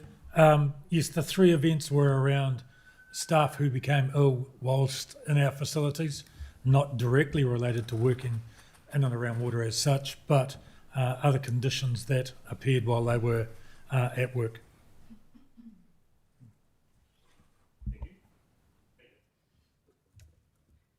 Kia ora. I just had a few questions so that I have a better understanding of, I guess, workplace culture and what's occurring. The first one was, it appears to me that there's been an increase in aggression, like public aggression towards staff, and I just wanted to know, is that correct? Are we seeing a pattern? And if it is, then are we seeing a pattern in location or time or the types of services that it's mostly being targeted at? I'll have a crack at this again and I'll let John talk to the detail. Yeah, we have seen an increase in the number of unpleasant interactions with our staff, from aggressive behaviour, verbal abuse, and these are noted here. They often happen in our front line, but as you know, our front line can be at the headquarters here, it can be on a building site, it can be walking along a road, undertaking some form of enforcement compliance. There's not one specific area because our team are out and about in our community a lot, and so when they do experience these from time to time, they record it. We do have the locations of all of these incidents, and if it helps in future, we can kind of narrow it down as to where those occur, and our audit and risk committee meeting might be the right level of that reporting. It's really just about trying to see if there's a pattern. Yeah. I've got my next question, or did you want to add to that? No, the increase has been generally over the last month or two. It's increasing rapidly as the closer we get to election time. Oh, so you think it's potentially connected to election cycles? And some of the things that are happening are, you can't really join the dots, but they see the council, our front-facing people, as being available to shed some developmental feedback. Well, that's really helpful because it makes me understand that it's the politics, right? There's a political aspect to this level of aggression escalating at this point in time, and so that if that's traditionally what has happened in council cycles, then I would hope that will change. November, December, we might see a shift in that, hopefully. Actually, I'm going to chip in. I think there's a general sense and shift, and we see it in terms of online, what our staff get online, and there has definitely been a dial-up in the last 4 to 8 weeks. So I guess you could draw some parallels because there's been a lot of conversation around going into local government elections. I would say that without diminishing what our staff are going through, I'm sure elected members have similar challenges and see some of the similar levels of verbal abuse that are taking place on Facebook and other social forums as well. But it's not unique, I think, to Selwyn. We see it reported around the country, and I think we see it reported around the world that there's been a specific shift, but it's just certainly becoming more prevalent in the last 8 weeks. And the team have done a fantastic job actually bringing in additional support in terms of we've got some fantastic things put in place in terms of teams and people to support, and then we've had the likes of Dr. Paul Woods, who came in as sponsored and supported to give some additional support not only to our staff but out to the broader community too. That is really helpful for me to understand. And so this is not, we don't all walk alone in this, right? So this is not just a responsibility of staff. And so from my perspective, I'd say if any of this is coming from my community that I represent, which is Mana Whenua, then I take that back to my people and I have those conversations. So if you see or experience anything from, I guess, my ward, then I want to be here to support and support you, as I think the rest of us would also do the same. Thank you, that's really helpful. My next question was about the lone worker policy. And it continues to be a risk, and I just wanted to know, what causes lone worker? Is it the type of work that's being done? Is it that or is it a rostering system, or is there any physical capacity issues? So why is that happening? Look, in most cases, lone workers is part of the job. If I think about a number of Vanessa Mitchell's team in Bob's area, compliance officers, building inspectors, going out on site on their own, that would be the sort of examples. We often don't find ourselves in places where we've rostered people on and then find that there is lone worker, unless it's really part of the job. But that's where a lot of the work in this area has, and whilst it says there's a little bit of progress here, actually the progress is about confirming that the controls we've actually got are working. But I know that a lot of the support we put around those people, including the way they operate their teams, do manage that as well as they can. So there's good communications for when people go out. People know what the register is as to where generally people are going. People get the chance to actually look at where they're going, understand what the profile of the place they're going to looks like. And then we've got ways in which we can record their ETA and return. Yeah.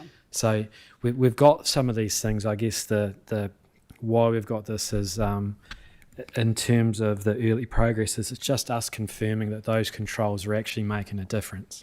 Yeah, no, that's really helpful. They were the couple of things that I pulled out, but it's then I have one final question, which is more of a overarching.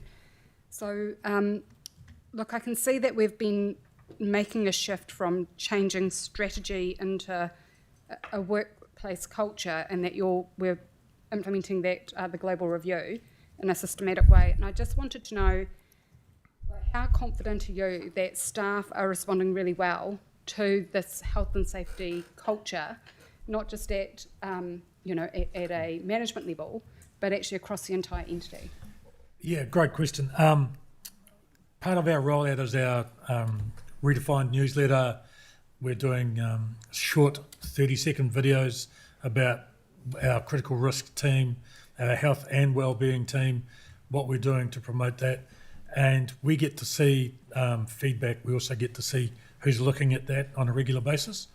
At the moment, it's trending well above most other things that we put on the intranet, and the feedback has been quite exceptional across a number of things that we are trying and implementing.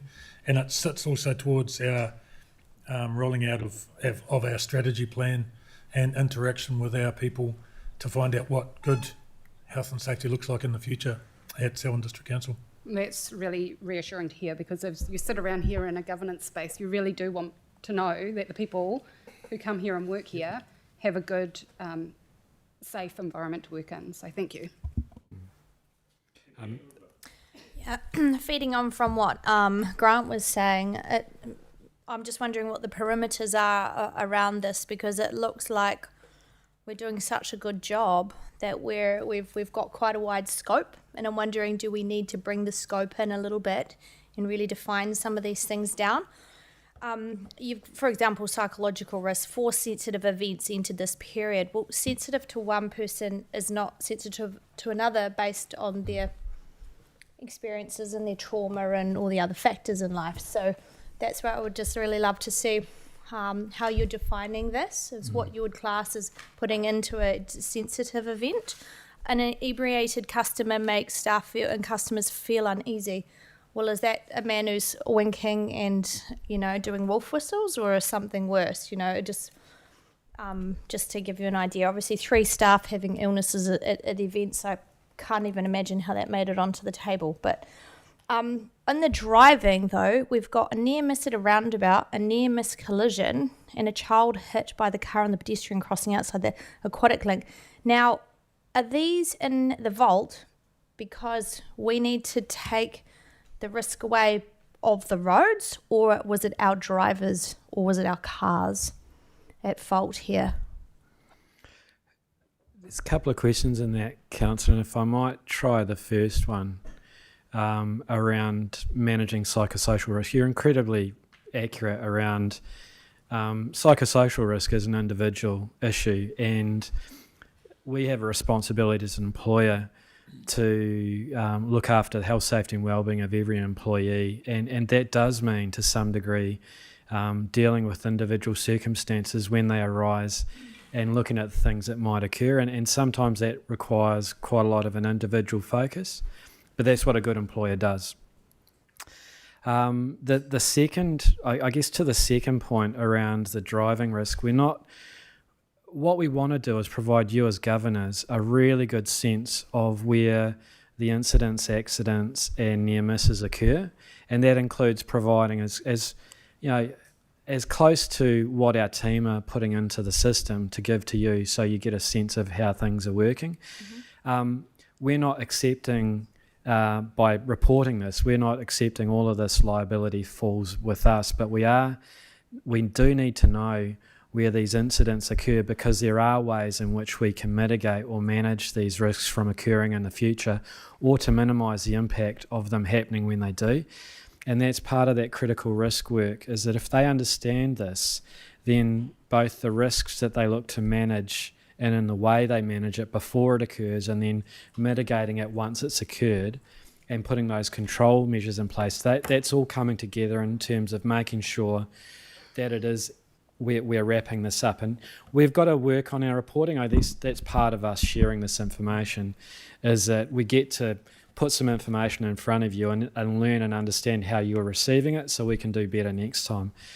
But we'd rather put this information to you and you tell us, have we got the level right? So, Steve, the question is this our drivers? Is this during work time? Is this our staff that are in these near misses and the child hit? Or are these just out in the public? They will be a combination of both. Okay, because the reason I ask this is we've got multiple really extreme car accidents at our intersections. We've had people getting killed crossing the road. Those should be in this risk list, because those are seriously critical. And that's the kind of stuff that I'd like to see in here, even more so than a near miss at a roundabout. No, I think we might take that request away with Tim and his team, because there'll be probably other reporting that will report on the level of incidents and accidents at our intersections. But I'm happy to take that away and consider that feedback. Thank you. Thank you both for bringing the report to us today. It's good to have this on our agenda. We've got one more question from Nicole. We'll comment on the report. No, it's a comment. Just following on from what Elizabeth's been talking about. I mean, essentially, it's the roadway space and all that sort of thing is our responsibility as well. So we do need to be looking at this, and it is quite important whether there are different mitigations that can be put in going forward to actually stop these happening again. And near misses are important to be recorded as well, because, well, depending on how many you have, it's likely you're going to have quite a serious accident or something if you have repeated near misses, is the way the story goes from a health and safety perspective. So it is good to see this, for me, to see this level of detail, but I have done this in the past, been involved with health and safety. So, and it's also good to see the journey from when started on council to what it is now is quite significantly different, and that's good to see as well. So thank you. Nicole, you happy to move the report? Yep. We'll receive it. Thank you. Is there a seconder for that? Lydia, thank you. All those in favour say aye. Anyone against? Declare it carried. Thank you. Next we move to Waste Minimisation Management Plan Review. Andrew.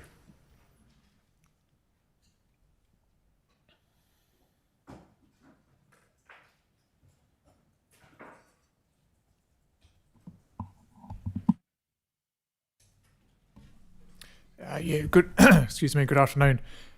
So today's paper is around seeking council's approval to prepare a new waste minimisation management plan at WMMP, which would then be brought back to council for approval prior to public consultation under the Local Government Act special consultative procedure, and that's a requirement under the Waste Act.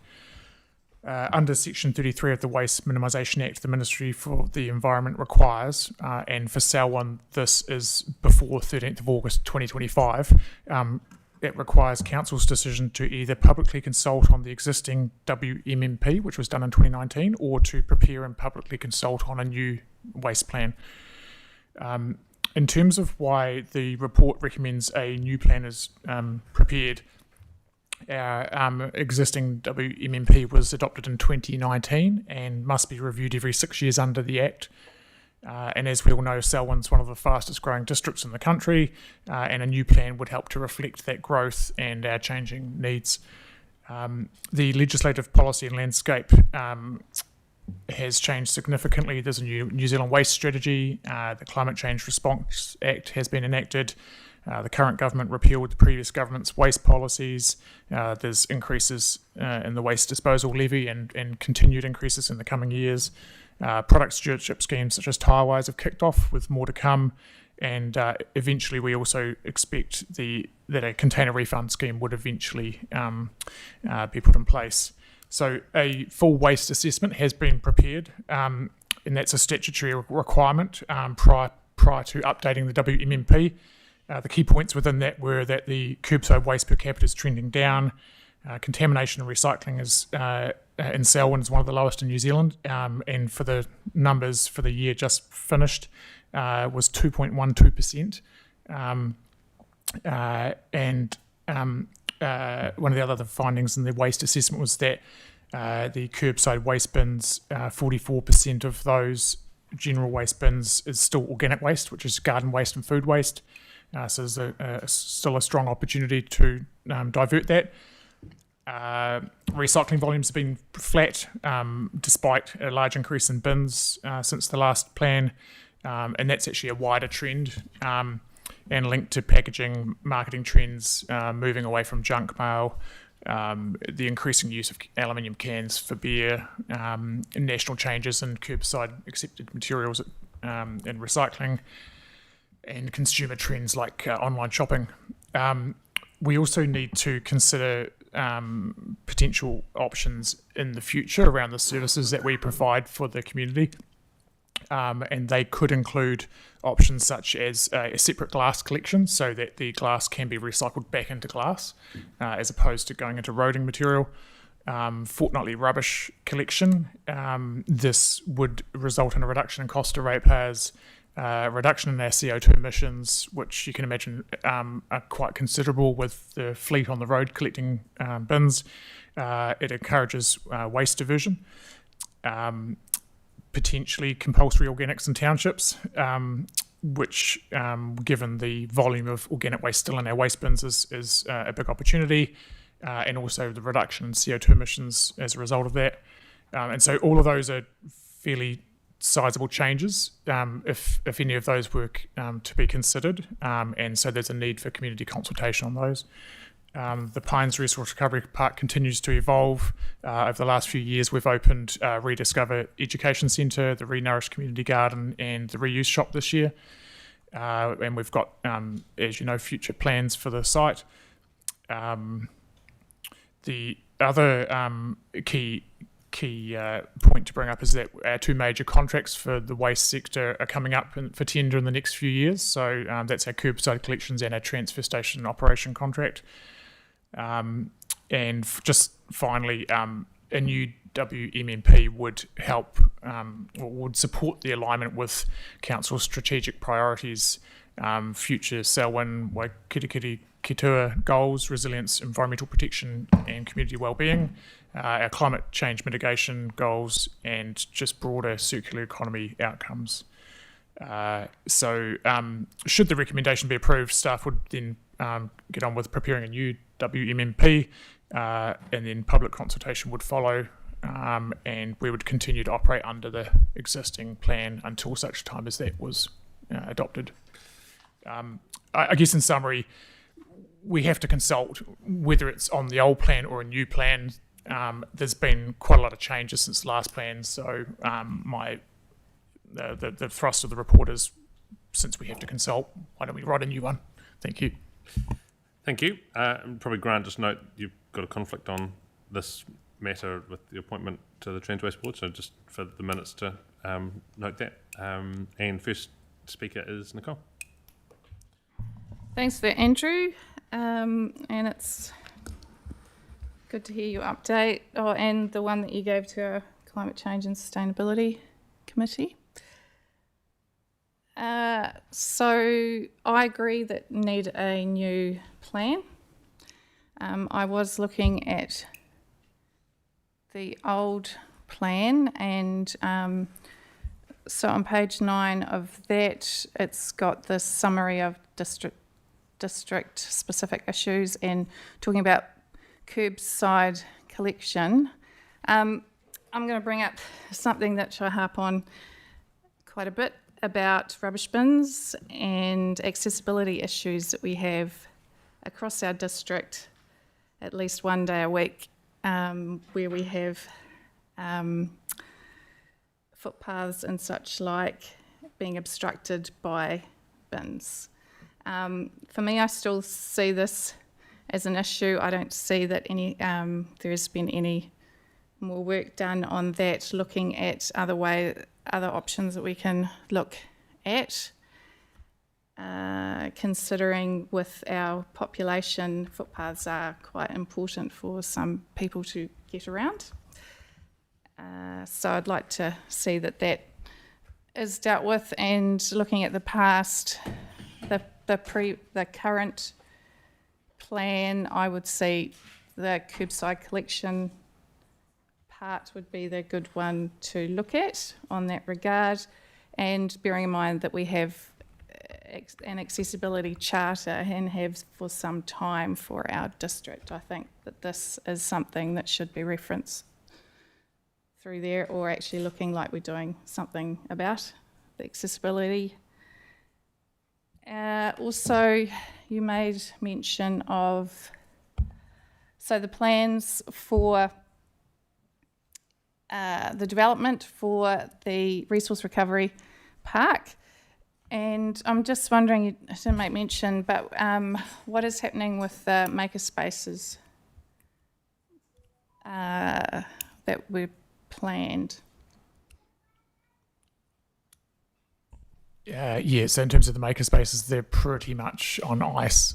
There is a possibility that we could potentially create something in a sort of a temporary low cost type arrangement, but nothing has developed further on those at this point in time. No, cool. Nicole, you happy to move the report? Yes. Thank you. Seconder? Thanks, Sophie. Next speaker is Bob. Yeah, just on policy for the future, will there be anything in it about halls, community centres, cemeteries, all that? At the moment, there seems to be bins in some places, not in others, so it would be nice to see a uniform thing for the whole of Selwyn, if there was something like that in it.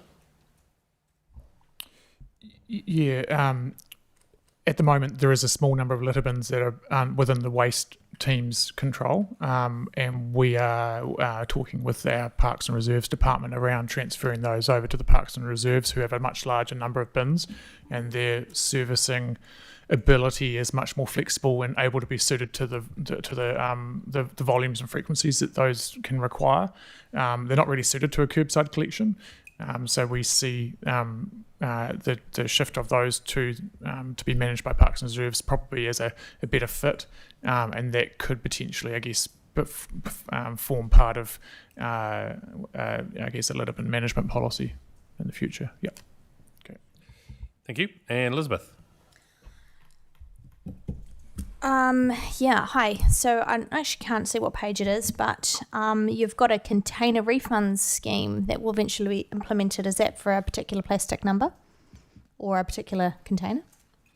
That would be a national scheme, and so at the moment around 45% of beverage containers in New Zealand are actually recovered and recycled. Is this glass you're talking about? That's glass, plastics, Okay. any of your single-use beverage containers. Yeah, yeah. So that isn't a refund, it'll be something that's washed and reused as it was in its original form, like they do in South Africa.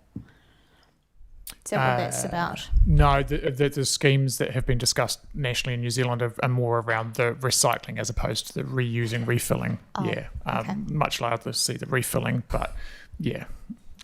Wonder why they do it so well in South Africa. Just I wanted to get back a wee bit to the green waste. I mean, it's great we'll have the opportunity for the community to come back and talk about this, but I'm all for finding ways to see if we can encourage more people to do the home composting or the bokashi bins. A while ago, we did run, well, I say we, well before my time, you guys had bokashi bin opportunities for people to buy them very cheap, which was hosted by council, and that was sort of an event in the evenings at the libraries. Is that something that's been done since all those years ago? And has there been much uptake? No, it hasn't. So I understand that a predecessor in the recovery role was able to secure a number of those bokashi bins at a low cost when a company went into liquidation. Oh. So I think those are long since gone, but they're very readily available through hardware stores. Yeah. No, I was just wondering if that was something that we could, maybe Denise can take it over. Some recycling opportunities and teaching. I know that the garden groups do composting weekends and workshops, but yeah, I definitely see if people are pushed to, you'll have to have a green bin or you can do this at home. That's, I think, where they're going to more likely to go, well, I'll have a think about this and maybe try something new. Cool. We've had, I recognise there's another couple of speakers that want to speak, but just today's resolution is about saying yes or no to either writing and then going out for public consultation and doing some really broad work on this. So if we could just get the rest of the comments to, are we for or against this piece, and the bits that will fit into that will be a future piece of work that will contribute to what Andrew drafts, and there'll be councillors involved in that at that time. Lydia? Great. I have a couple of questions for clarification. Does the revoking of the climate change policy affect writing this new assessment? We've already heard that people don't want compulsory green waste collection, but I guess if you're going to go out anyway, you include it again and then assess the difference between what we heard 2 years ago. Could be different, I suppose, as long as we probably look at that data and analyse that.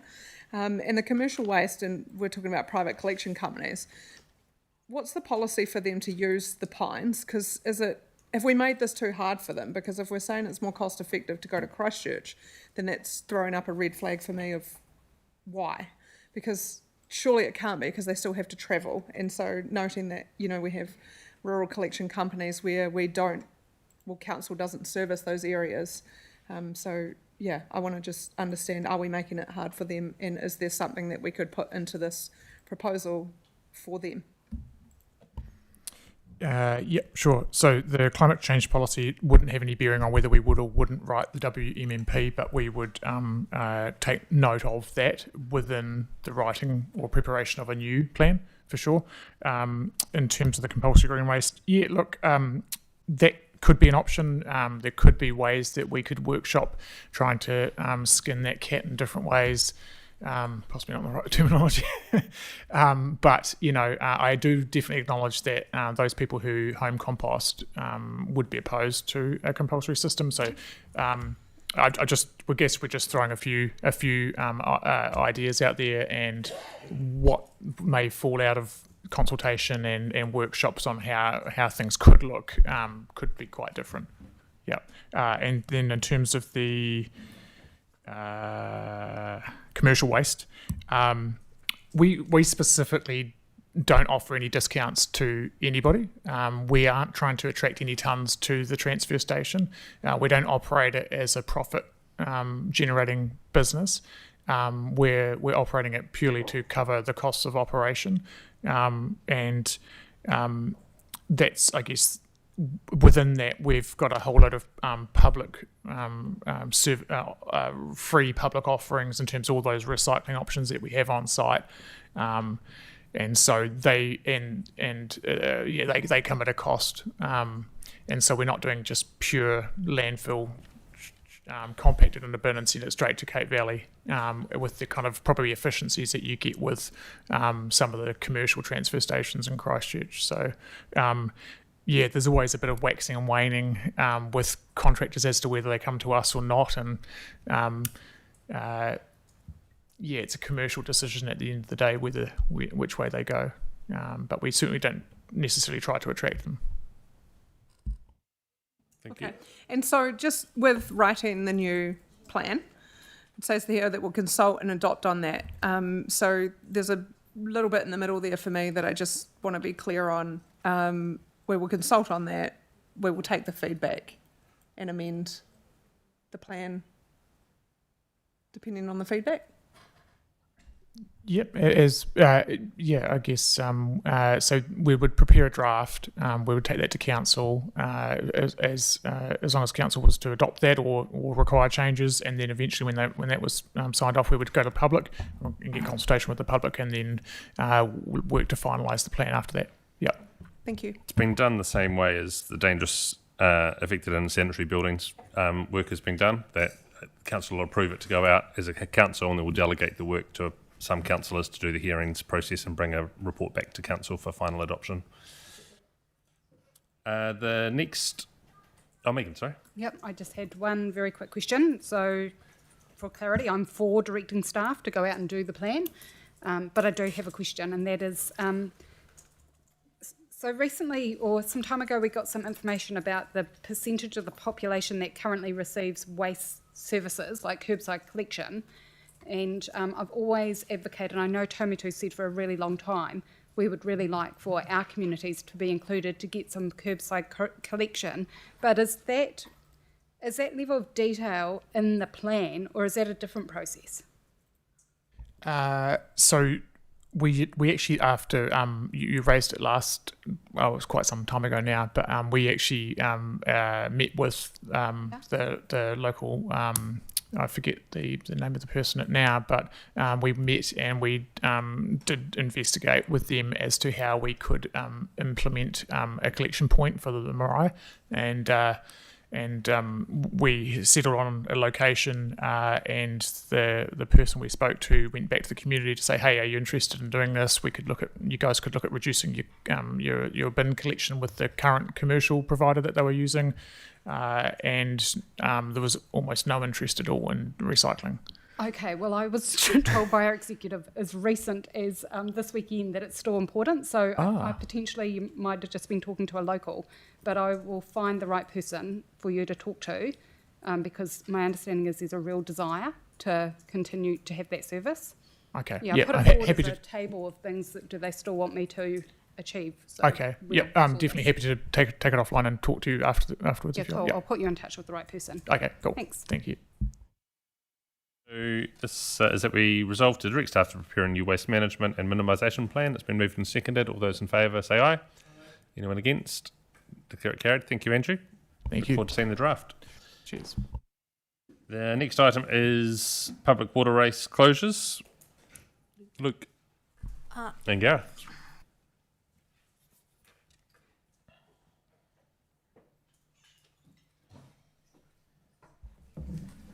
Okay, good afternoon. I've brought Luke, or Luke's brought me, I don't know. Obviously, Luke brought Luke along as the report writer and to address any specific or technical components within the report. The closures, the three closures we've got before us have all been processed in accordance with the full closure process. They have gone through all the necessary approval points along the way.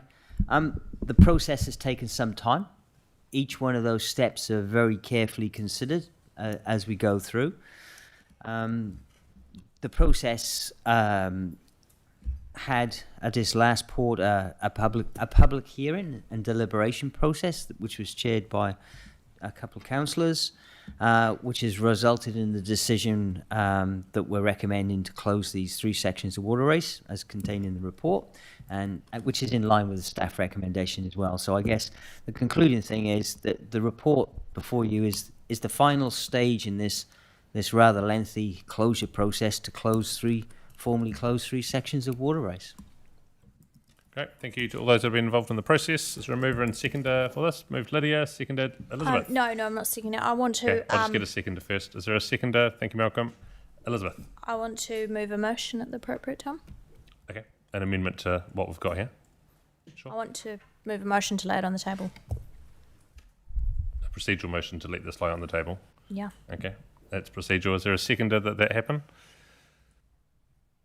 Well, I need to speak to it first. Well, if there's a seconder, then you can speak to it. There being no seconder, that fails. Did you have something you wanted to say on what's on the table then? Yeah, I did. Yeah. So I receive an awful lot of messages about water race closures from my community across the board.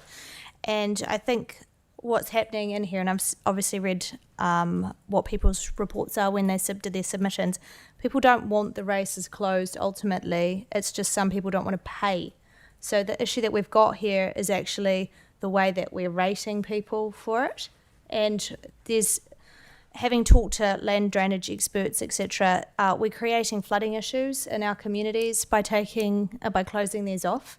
And I just feel that we should be halting all our race closures and actually coming back and reviewing the way that this process is done.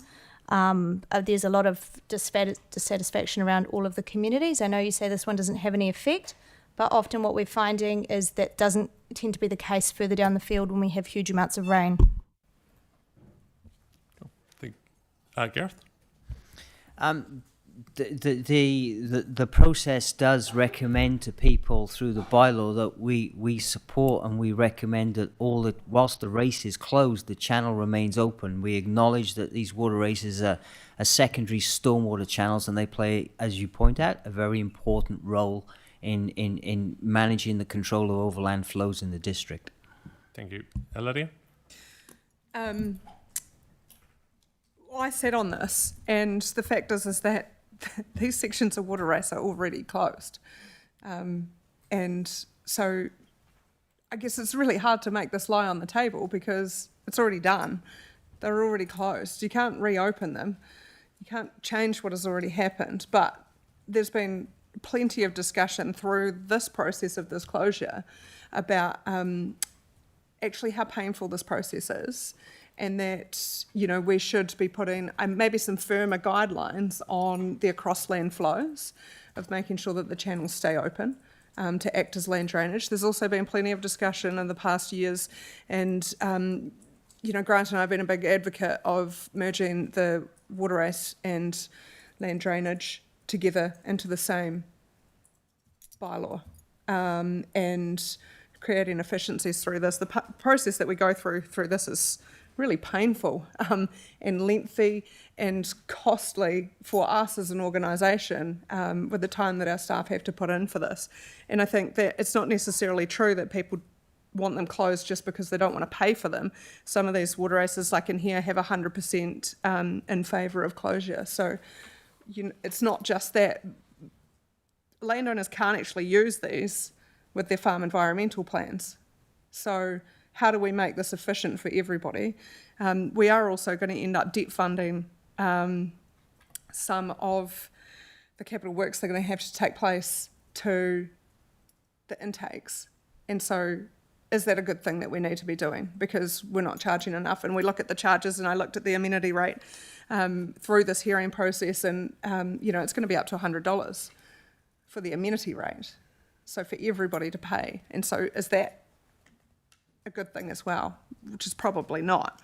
I think that we really need to look at the process of how we do this through our organisation as well, because there are people that have been waiting 7 years for this process to take place. So it's incredibly painful, and I support closing these races. Thanks. And questions around process and timing. I think Doc's written to us and has got views around how this process works, which needs to be incorporated. And there's also the rating review that Council was committed to doing before the next long-term plan, which will include conversations around costs and who pays. Because if there's a cost and we just let some people not pay, then that cost just falls on everyone else as well. So there's some bigger conversations around who's paying for which parts of the infrastructure. Next up's Councillor Sophie. Yeah. Kia ora, guys. So I had the honour of chairing the hearings. And it was kind of a sad process because effectively this was a memorial service. They were no longer in use. They no longer had any water in them. There was no biodiversity in these particular water races. It was, and you know, some of the people who requested the closures wanted to close other parts of the race as well. However, when they realised it was going to require a certain number of other landowners to agree, it was contracted. So it was as short and as long as it could be under the circumstances. And we had some really good submissions around exactly the sorts of points that you were raising there, Elizabeth. But unfortunately for these particular ones, what it highlighted, among many things, was basically people are taking some of this into their own hands around the level of the water race network, and our mapping potentially isn't as flash. Also, it's not so that it's in the sense of it's being flash. It's a lot of these races are on private land. What people do with them on private land isn't necessarily aligned with how we have things written in our own asset management protocols or with our bylaws. And yeah, it needs a bit of a review, but I'm not entirely certain what the best answer is going to be. But that's why I'm, seconding or moving. I can't remember what I've put my name to for this one, but we came to the conclusion that basically it's not a perfect system.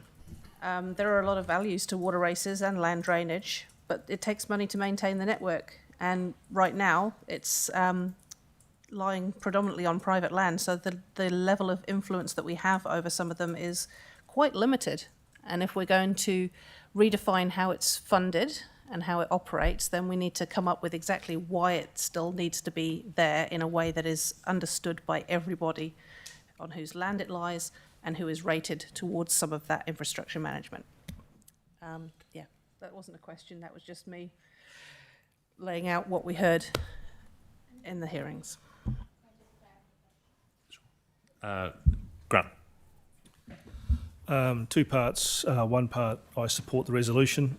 The second part is, as I'm leaving, I want to reiterate, I think this council should hang its head in shame on the way it's real prevaricated on the prosecution of this issue over a number of years. The disestablishment of the Water Race Committee in hindsight was a massive mistake.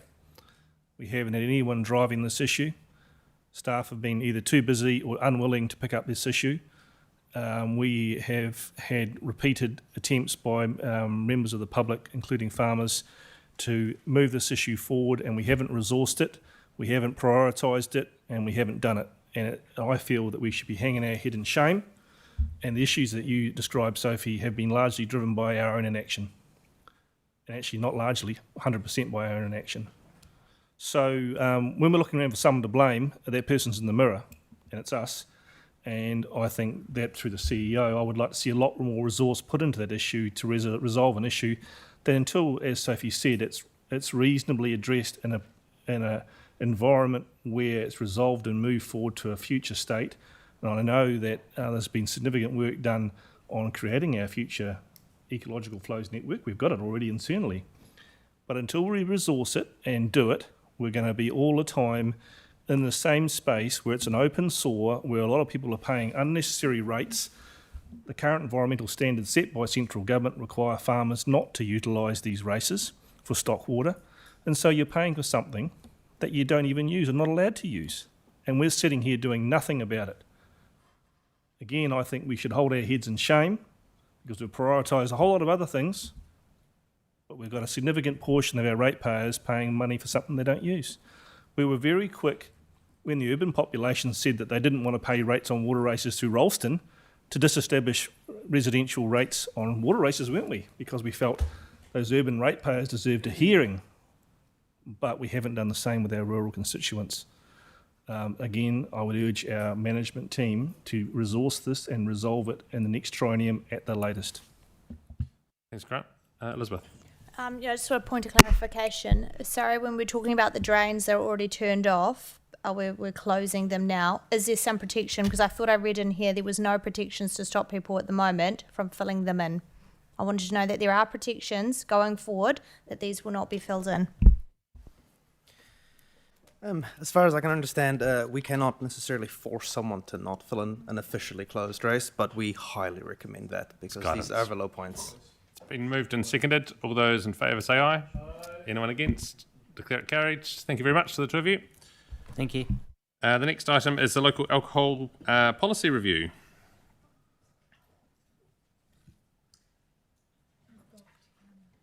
Team of three. Malcolm and Andrea and Vanessa, thank you very much. And I think Lydia, Shane and Grant were involved in some of the hearing work on this as well. Vanessa. Kia ora. So just bringing you this report on behalf of Susan Atherton, who was leading this piece of work over the last period of time. So we are seeking to adopt the revised local alcohol policy, which has been through the special consultative process. And yeah, I'd just like to, on behalf of Susan Atherton, thank Councillors Miller and Glidden, who have been heavily involved in the process. It has been fairly drawn out, so I think everyone's pleased we're at the end of it now. With me today, I've got Malcolm Johnson, our Chief Licensing Officer, and Andrea Wilson, who is our Principal Advisor in the Regulatory Compliance team.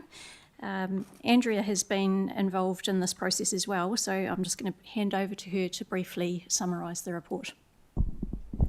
Thank you. First of all, I would like to again thank Councillors Lydia Clayton and Grant Miller for their input and work with this project. The proposed LAP largely retains the core scope and definitions of the existing policy, but improves structure and layout by grouping conditions into three key areas: location, trading hours, and discretionary conditions. The proposed LAP updates are intended to balance the hospitality sector with community well-being and safety. It also addresses modern issues like remote sales and promotes responsible service. The intention is that the updated policy manage alcohol supply and promotion to minimize harm, particularly in areas close to sensitive sites, such as schools, treatment centers, and places of worship. By refining provisions related to location, trading hours, and discretionary conditions, the updated LAP reflects Council's commitment to responsible and sustainable alcohol regulation. It introduces measures that are proportionate, enforceable, and responsive to emerging trends and aligns with the principles of host responsibility.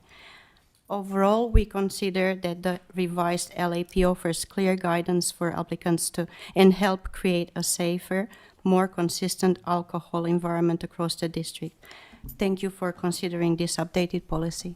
Thank you. And just for clarity, I think just before Lydia's going to move this, but I just wonder whether we move, at the moment, number one has got two different ways of suggesting updated and revised, and whether we need to say both, and perhaps the sentence could just read that Selwyn District Council adopts the revised Selwyn District Council local alcohol policy, full stop, rather than endorses one thing and then adopts something that's termed a little bit different. Lydia, if you're okay with that? Yep. So it will read that the council adopts the revised Selwyn District Council local alcohol policy. LAP, full stop. Cool. Lydia, do you want to speak to it? I was your seconder. Thanks, Grant. Lydia? Yeah, so I had the pleasure of chairing this process, and I think I found it particularly interesting. We went out with some pretty hard questions, I think, which probably struck a nerve with some people in the community, but it was good to get great feedback into this so that we could actually consider what the points were.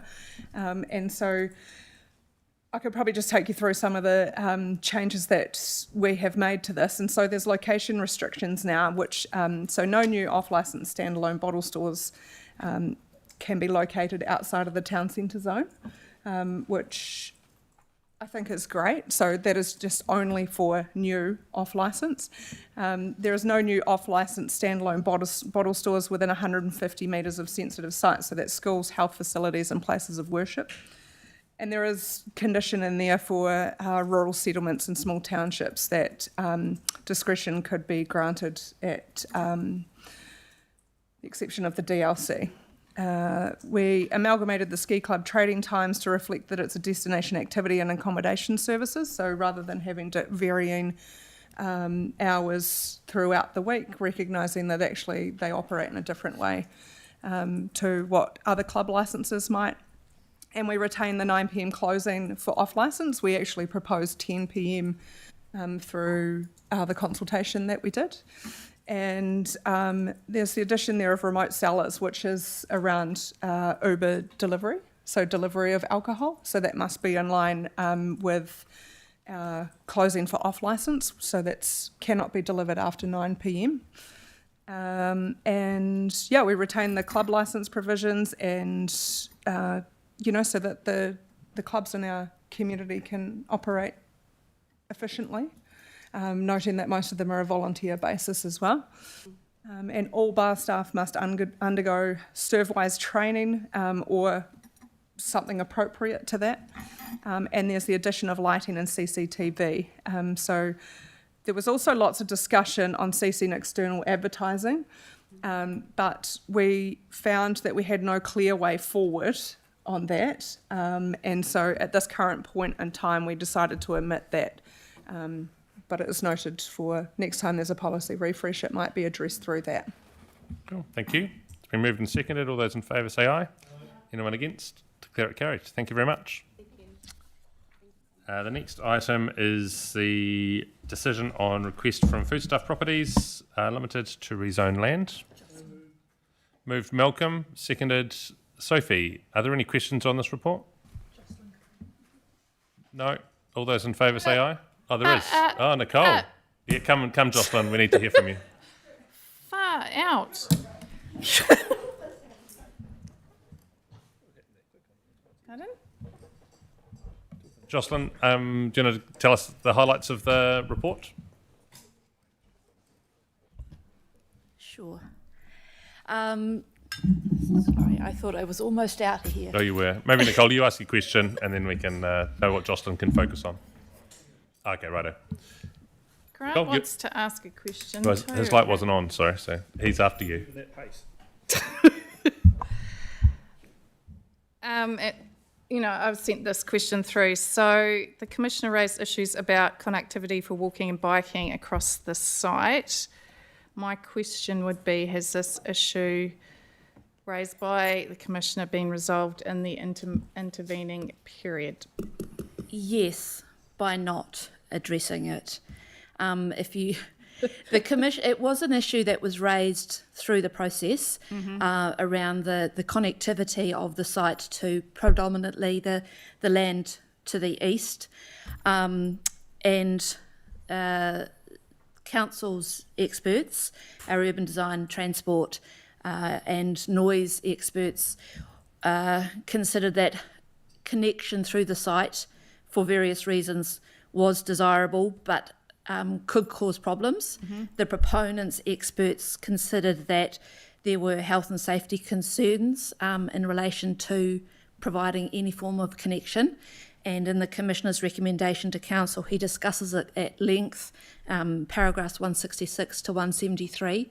And ultimately, he concludes that by a fine margin, and he admits that, by a fine margin, that for operational acoustic and safety concerns, that a connection through the area was not recommended, that he is not recommending it.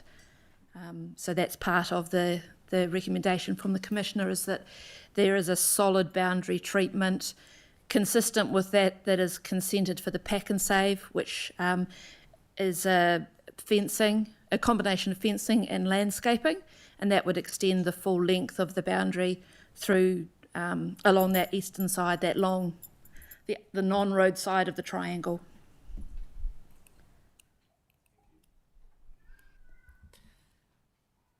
I mean, where you reference, I mean, where I've referenced is further along where he's still reiterated about his concerns about that as well. Isn't it? That he references that he has made that formed a conclusion on that earlier in the piece, and his conclusion being that for operational health and safety and acoustic reasons, it's not providing connection through is not something that he is supporting. So for someone who's walking or on a bike going through that site, how are they? Do they have to go out to the roadway and walk along the footpath and then come If back you in? were heading back into the land that's not yet developed but is zoned in that development area, so to the east, yes, you would have to access either going onto Levi Road, down Levi Road, and then into that future residential development area, or out onto the extension of Broadlands Drive, so the Lincoln-Rolleston Road, Broadlands Drive intersection area, and then back into the site through that area. The length of that boundary is just a little over, well, it's 540 metres, that the non-road length of that boundary. So in that context, it's not overly long. If you are coming from the middle of the development area, yes, you'd have to go Levi Road or Broadlands Drive extensions. So a connection through might save some time. But I would also note that at this point, we don't have a development plan for that site. Yeah. And I'd also note that on behalf of the landowner of that land to the east, they supported and submitted in support of the proposed treatment of that boundary, which was the fencing landscaping treatment. They didn't seek any kind of connection through. Thank Cool. you. Thank you. Grant. Thanks, Jocelyn. You might be able to refresh my memory. As part of the district plan process, my recollection was that as a council, we desired to see large format retail, big box retail, to be on the I-zone side of the railway line.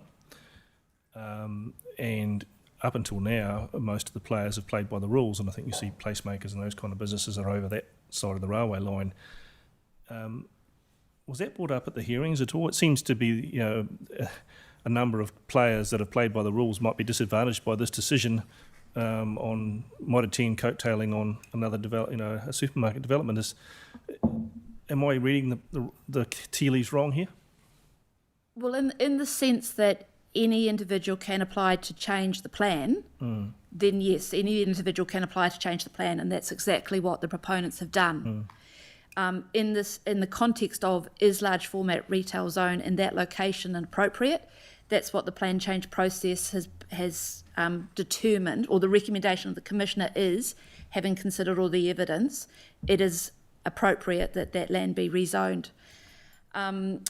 What was looked at were economics, and one of the things that came through in the economics assessment was the appropriateness of large format in this location, the impact that it might have on our town centre zone in terms of retail distribution effects, the suitability of this large format zone on this side of the highway, converse the development on the other side. I will say that the large format zone, as we know it, or as it is zoned on the other side of the highway, there's no development on that site as yet, in that zone. All those trade retail that you mentioned, placemakers, that's actually occurring in the general industrial zone. For whatever reason, development of a large format nature has not yet occurred in what we currently have zoned as large format retail. And I'll reiterate, anybody can apply for a private plan change to change the zone. Yeah, I guess I'm just expressing my frustration. There's a lot of council great work done on planning, and then it seems to get smashed down. Yeah, I'd make the observation that that's land banking, and that's something that we come up against all the time in planning. Our best intention is to make land available. If landowners don't wish to develop it, I don't know what our mechanisms are at this stage. Thank you for the clarity. I appreciate that. Thanks, Grant. Elizabeth. Hi, page 4, Appendix A. Just want your thoughts on this. So the matters for discretion, they've got landscaping of the parking areas. It looks like they have selected D, so they're going to have trees and bed planting a dimension of 1.5 by 1.5 around the boundary. Is that correct? Yes, apologies. I didn't have that appendix open, so I'll That's just go right. there. I will say that it was one of the Commissioner's recommendation is that the plan change request be approved with modification. Yep. And landscaping was one of those modification that the Commissioner has identified. He felt very strongly that in order to support the rezone request, that additional measures needed to be implemented into the plan to ensure that. Fantastic. So what I wanted to quantify, I couldn't see it in here, but if there is an expectation to have shade trees in the car parking area to try and diminish the heating effects of all that concreting tarmac.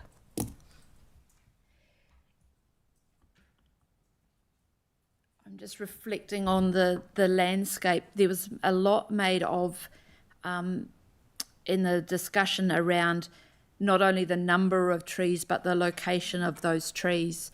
And off the top of my head, yes, I think that was rather than having the landscaping clumped, it was more beneficial for it to be distributed through the car park, which would be why you'd see that. Is that the low 60 centimetre high stuff? Or are we talking about quite large trees that'll create shading? I'll just go to the amendment instructions, sorry.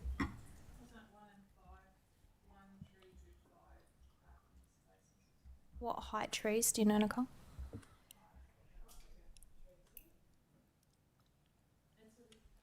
I just wondered, for Point of order, Your Worship. the purposes of today's conversation, what we're here to do is approve or not the recommendation of a commissioner. This is a procedural answer today around a long process that we've been through and the applicants have, we have held and the applicants have been through, and the details around this can be followed up.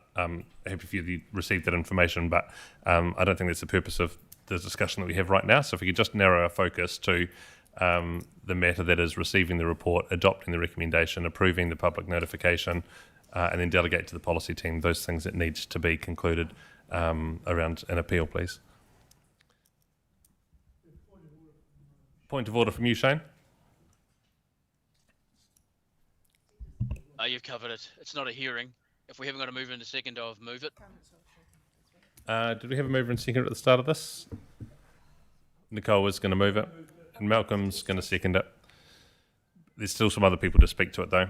Elizabeth, did you have other questions in relation to... Oh, sorry, other way. Other way. Elizabeth, do you have other questions in relation to...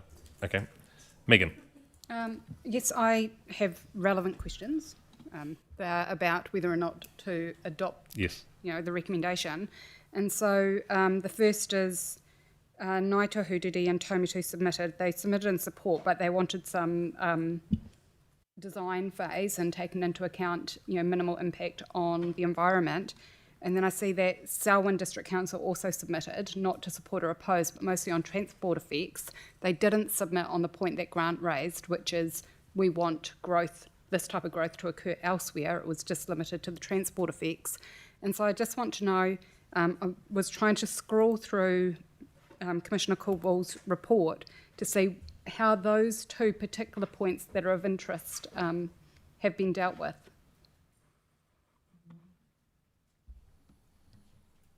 It was a lengthy recommendation from Commissioner Caldwell, even though he said it was going to be, he wouldn't take time. In relation to the transport aspect, El Lawn submitted and presented to the hearing, and the primary concern around there was seeking to steer off any potential conflict with future development that council might want to undertake on the opposite side of Lincoln Wollaston Road. And that has been addressed directly through in the Commissioner's recommendation, with a recommendation that the one of the access points that's shown on the ODP be amended to be an indicative location to allow flexibility in future road improvements that we might have in that location. In terms of the submission from Taumutu, It's just landscape design, which Yeah. I think you've answered. So traffic Yeah. effects and landscape design Yeah. both have been taken into account. Yes. Yep. And not that I think just because we didn't get our way that we wouldn't endorse the submission, but it's really good to line it up to go, if we've submitted, where did that stuff land? Yeah. Yep. Thank you. Thank you, Jocelyn. Lots of good questions here. We have a mover and a seconder, so all those in favour of the recommendations in the paper say aye. Anyone against? Declare it carried. Thank you very much. That brings us through to a resolution to exclude the public. Before we do that, there was just a couple of matters that were raised in public forum, and the Environment Canterbury councillors bringing the public transport stuff to us. Was there any action that councillors felt needed to be taken on that? It's really for information, and then some other bigger work around what is the future of the GCP, how does Greater Christchurch fit into the overall plans rather than just Environment Canterbury and Christchurch. I felt they were more general in nature rather than anything that needed to be specifically considered. The matter that Mr Snell brought, the CEO will respond to councillors with all the information on that matter. And the work from the students, we will have Andy Spenton contact them and follow up on supporting that work, whether or not that project itself goes anywhere. That's up to the future, but I think supporting the kids and their desire to see native planting and native birds in the area is worth is good, really good to follow up with. People happy with that as the outcome from public forum today? Yeah, Lydia. I was just going to give you an update on the young people from Darfield High School, and so I'm working with PIP deans at the school, and this is separate from council, but they're going to put together like a group of, I don't want to say virus schools because it's not necessarily linked to that, but that type of thing. So where they're going to work on biodiversity and trapping projects and whatnot. And so we are linking together with the high school through our catchment group to deliver that for some students. So yeah, work in progress. Thank you. Sophie? I was just going to say I really enjoyed hearing their project, but I'm pretty sure the land that they've suggested is NZTA Kiwi Rail, which is a real shame because it's a lovely idea, but I do like the fact that there is something that is feasible that they can do within their lifetime at school that is happening, because while I would love to see the project go ahead, chances are it will take a long time. We could also get rid of all the pines around McHugh's and plant that and natives around the outside. There's ways to redirect that energy, that good energy. That will be followed up on. That's the matters in public forum. We'll now move to PX. A mover and seconder. Malcolm, seconded. Nicole? No, I don't think so. All those in favour say aye. Anyone against? Declare it carried. And we'll just adjourn the meeting for 10 minutes and wait for our guests to leave us and resume in PX at 5 o'clock.